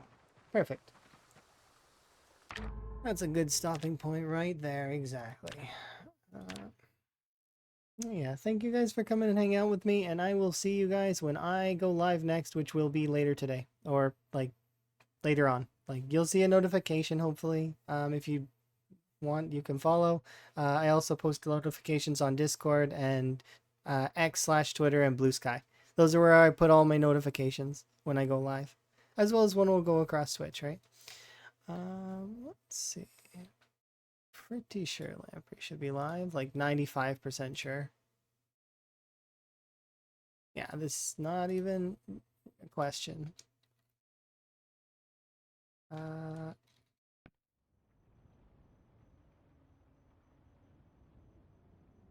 we go. Perfect. It's been my absolute pleasure. This whole day has been a phenomenal like ride, like crazy, crazy ride. So I am. But thank you again. I do very much appreciate. Thanks for all of the raids, all the subs, all the crazy, crazy stuff. Like I'm absolutely blown away by today. And I need to get food so that I can eat and not be fatigued, so that I can then focus on taking our kill count into the thousands and then beyond. Yes. Say hi to Lamprey for me. I usually post the same raid emotes every time, so ta.